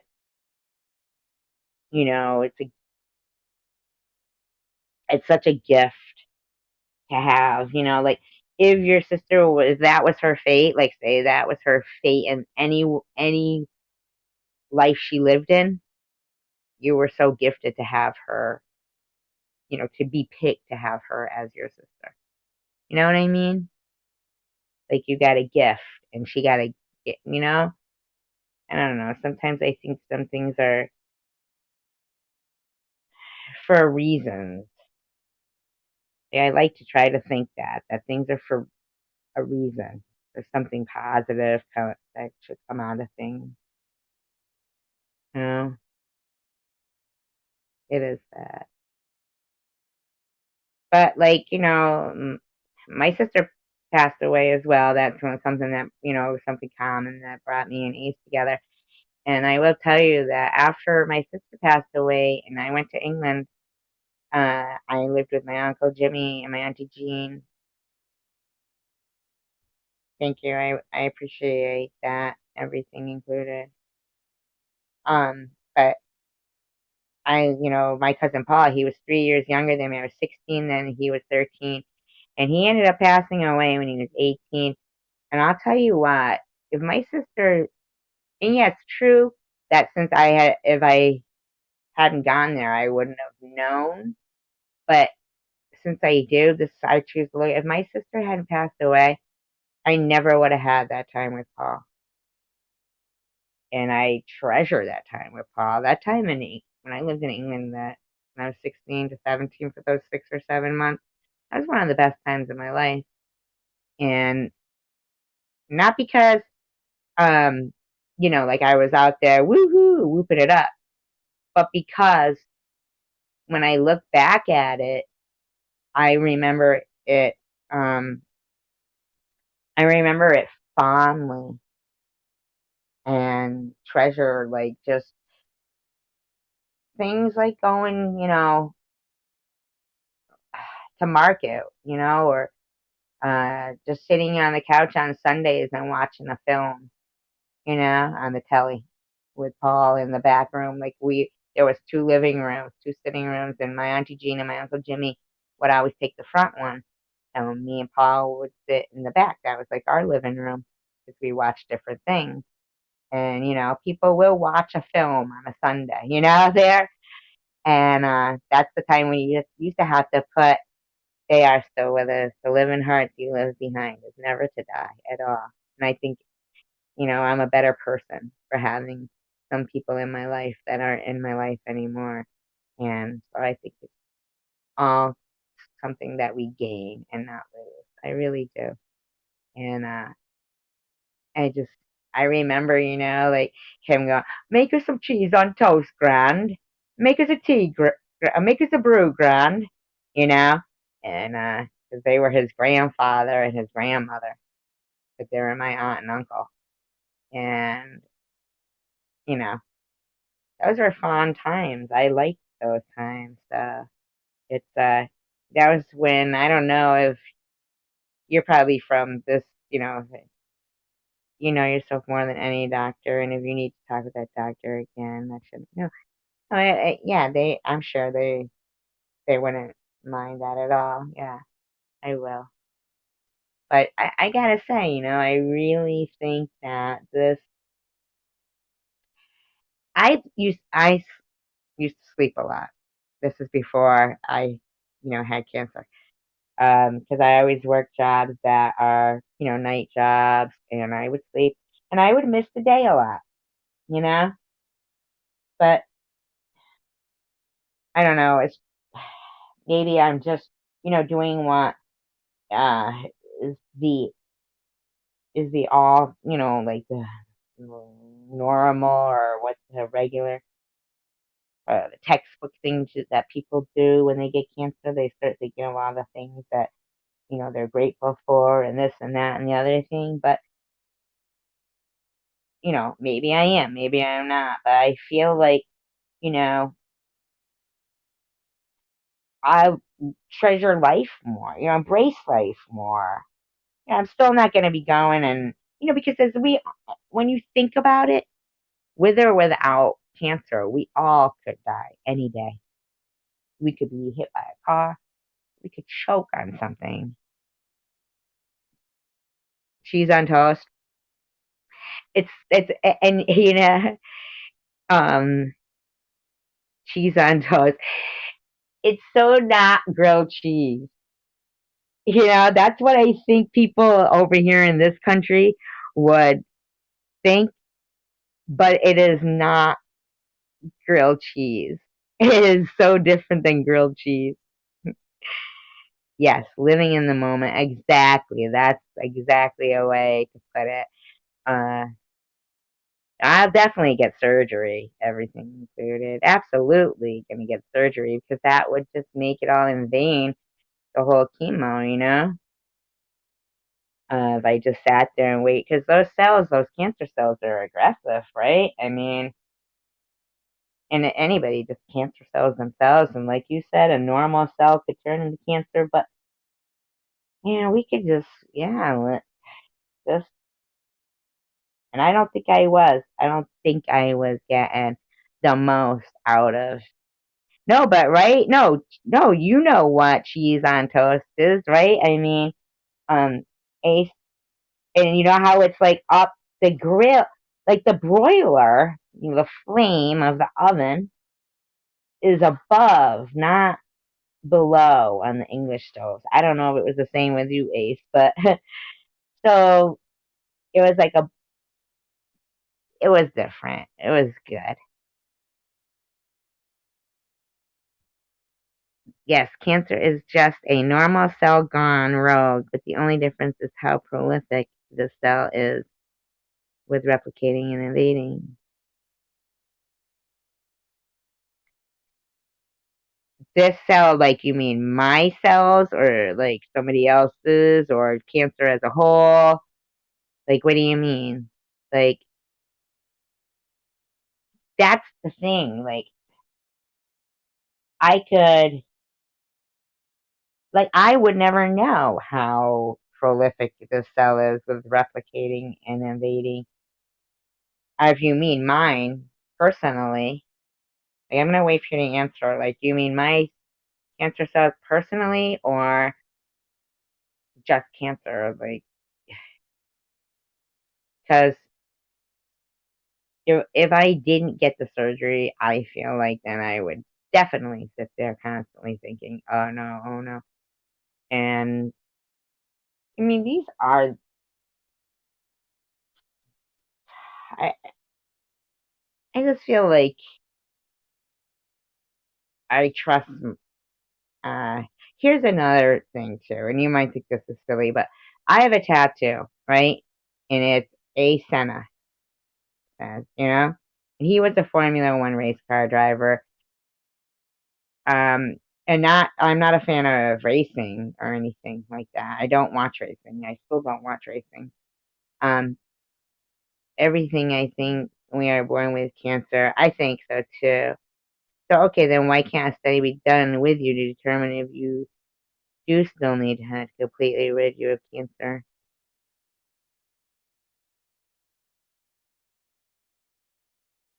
Well, I mean, I guess it could be, but I feel like, um, I do. I have two tattoos. And then why can't say, yes, how cancer works? Normal cells turn to cancer response. So how does surgery guarantee? Well, exactly. It doesn't guarantee it. And it doesn't guarantee it at all. And the only thing that, because look at, with Ace, right? She, um, her sister, it came back in 15 months. The woman that was the surgical coordinator, she had a, she had breast cancer, and she hasn't had a recurrence in 13 years. Now, here's one for you though. She was wearing a wig still because her hair didn't grow back right. Grew back patchy and thin. Now, so there was no guarantee, I guess, that even your hair will grow back, right? So I'm just taking the advice of the I guess, doctors that I've looked into, and I guess I can only trust their judgment, because if I don't, then I'll drive myself crazy. We could just drive ourselves crazy thinking of the what ifs and this and that. Um, yeah, I wonder if my hair will grow back curly. But like I was talking about the tattoos, and and this is just a reason. And this is just I don't know what, spiritual reason, I guess. Okay. Um, maybe sounds silly, but to me, it was a sign,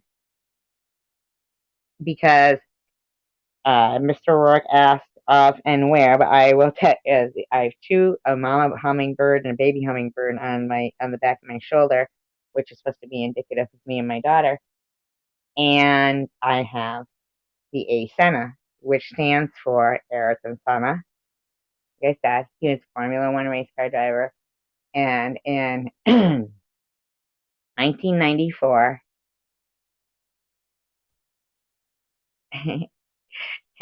I am comfortable. It's funny.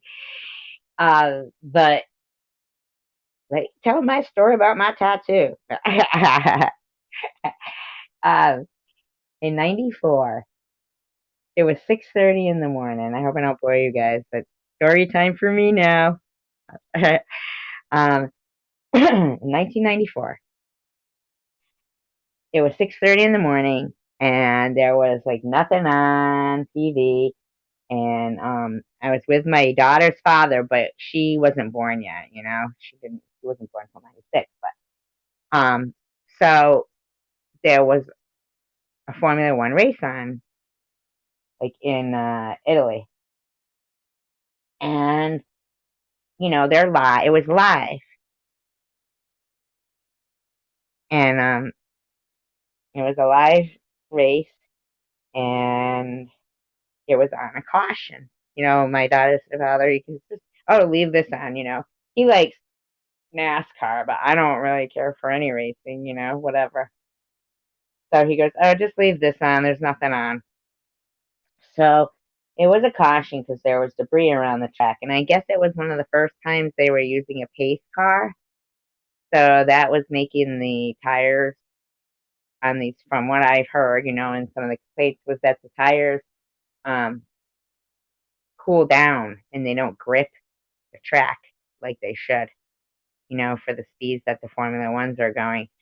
Let me know if you guys want to hear this story, because if not, I won't even tell it. Just tell me if you guys want to hear it.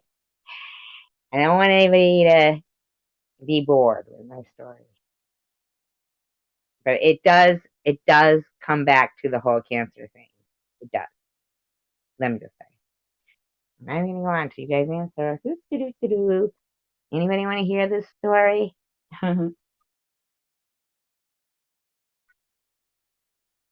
So anyway, so they're going slow around the track. Then all of a sudden, I apologize. No, don't worry about it.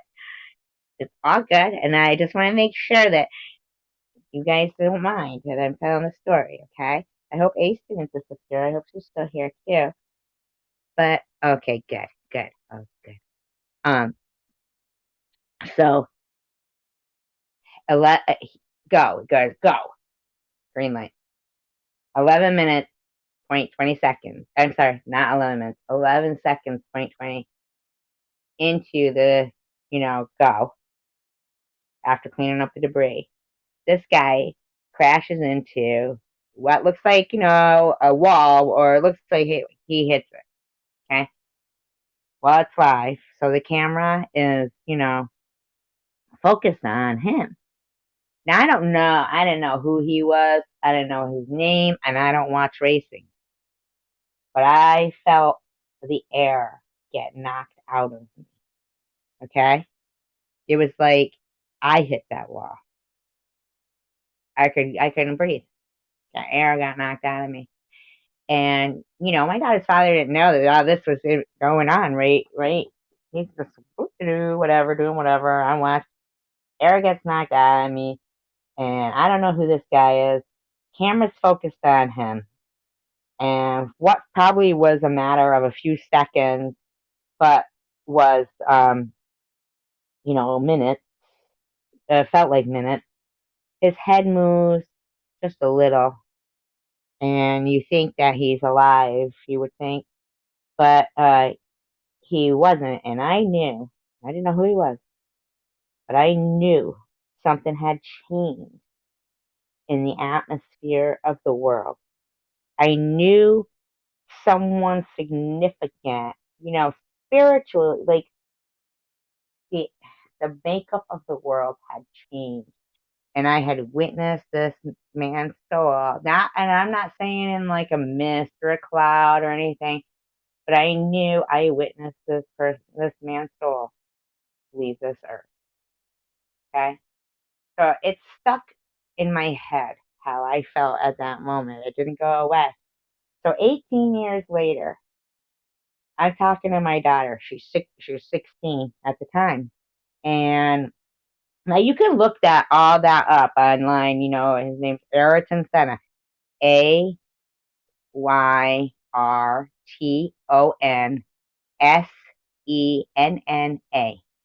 Okay? And oh god, I'm not a racing fan. I'm an Ayrton Senna fan. I'm not gonna lie, because after that, and I didn't know who he was. So 18 years later, me and my daughter are talking, and so I'm telling her about that incident, and I said to her, I go, Rachel, I said, you know me. I go, I'm not a religious person. I said, in fact, I'm agnostic. I said, but I swear to you at that moment, I witnessed this man's soul leave this earth. And she said, Mom, I've heard that before. Those very words. Now, I didn't know anything about it. I wasn't, I knew his name at this point, but it wasn't like, whatever. It wasn't like I had said those words to anybody before. She goes and she gets this book. It's called The Art of Racing in the Rain. Now, if you guys like to read, I know they made a movie out of it, but um, read the book instead. It's all told from the eyes of the dog, and it's probably one of the most beautifully written books I've ever read in my life. Sometimes I would have to close the book to absorb the beauty of the words I just. Okay, I get a little choked up even thinking about it. Oh God. So anyway, my daughter pulls out this book that she had read like 3 times over and over, and she turns to this page where the dog is talking about Eric and Senna. And excellent book, right? The book's so wonderful.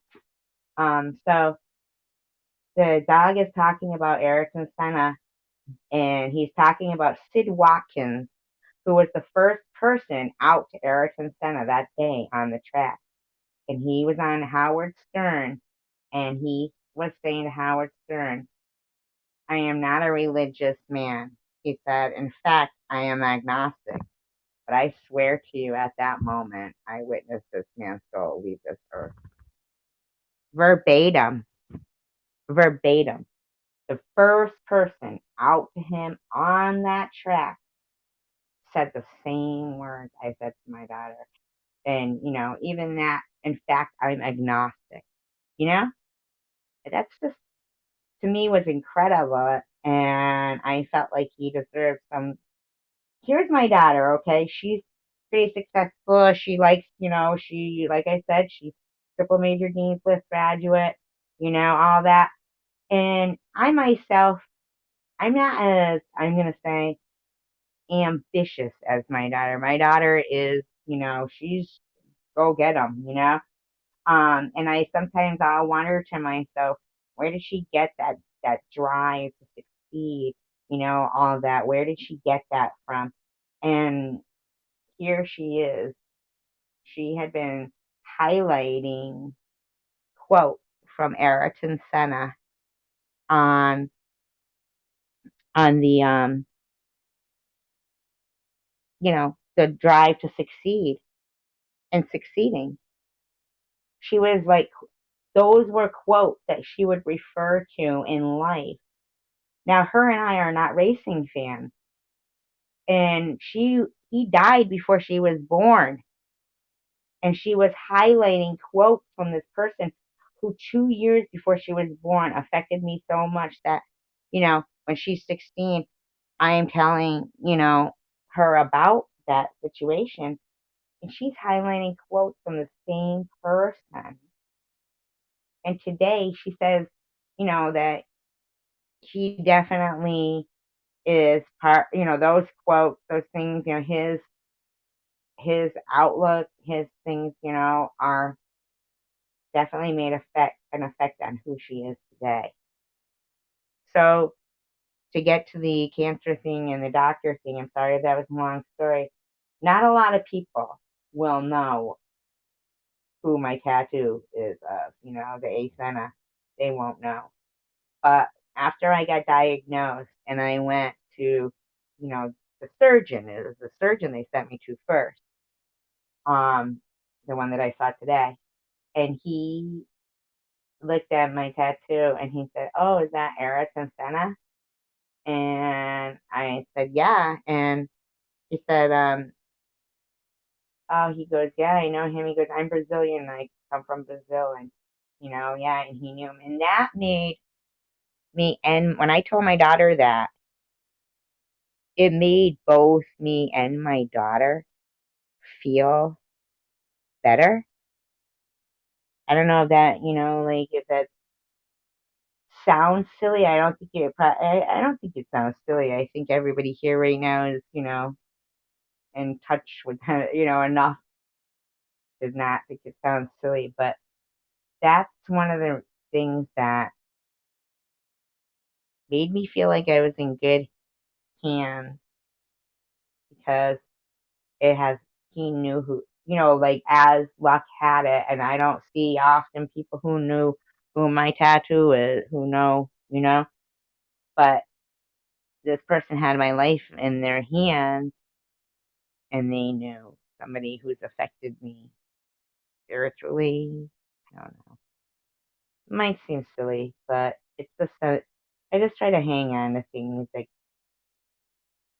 keep me going. I guess I try to find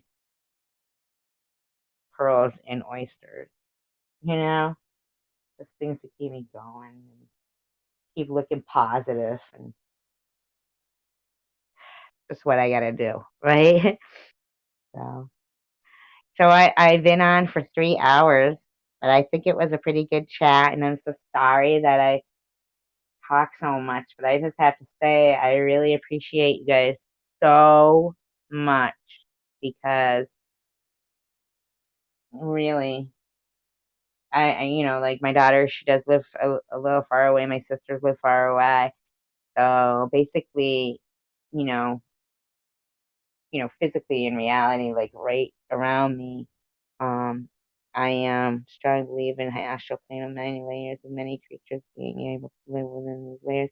Man, you're too smart for me. Everything. That's for another time.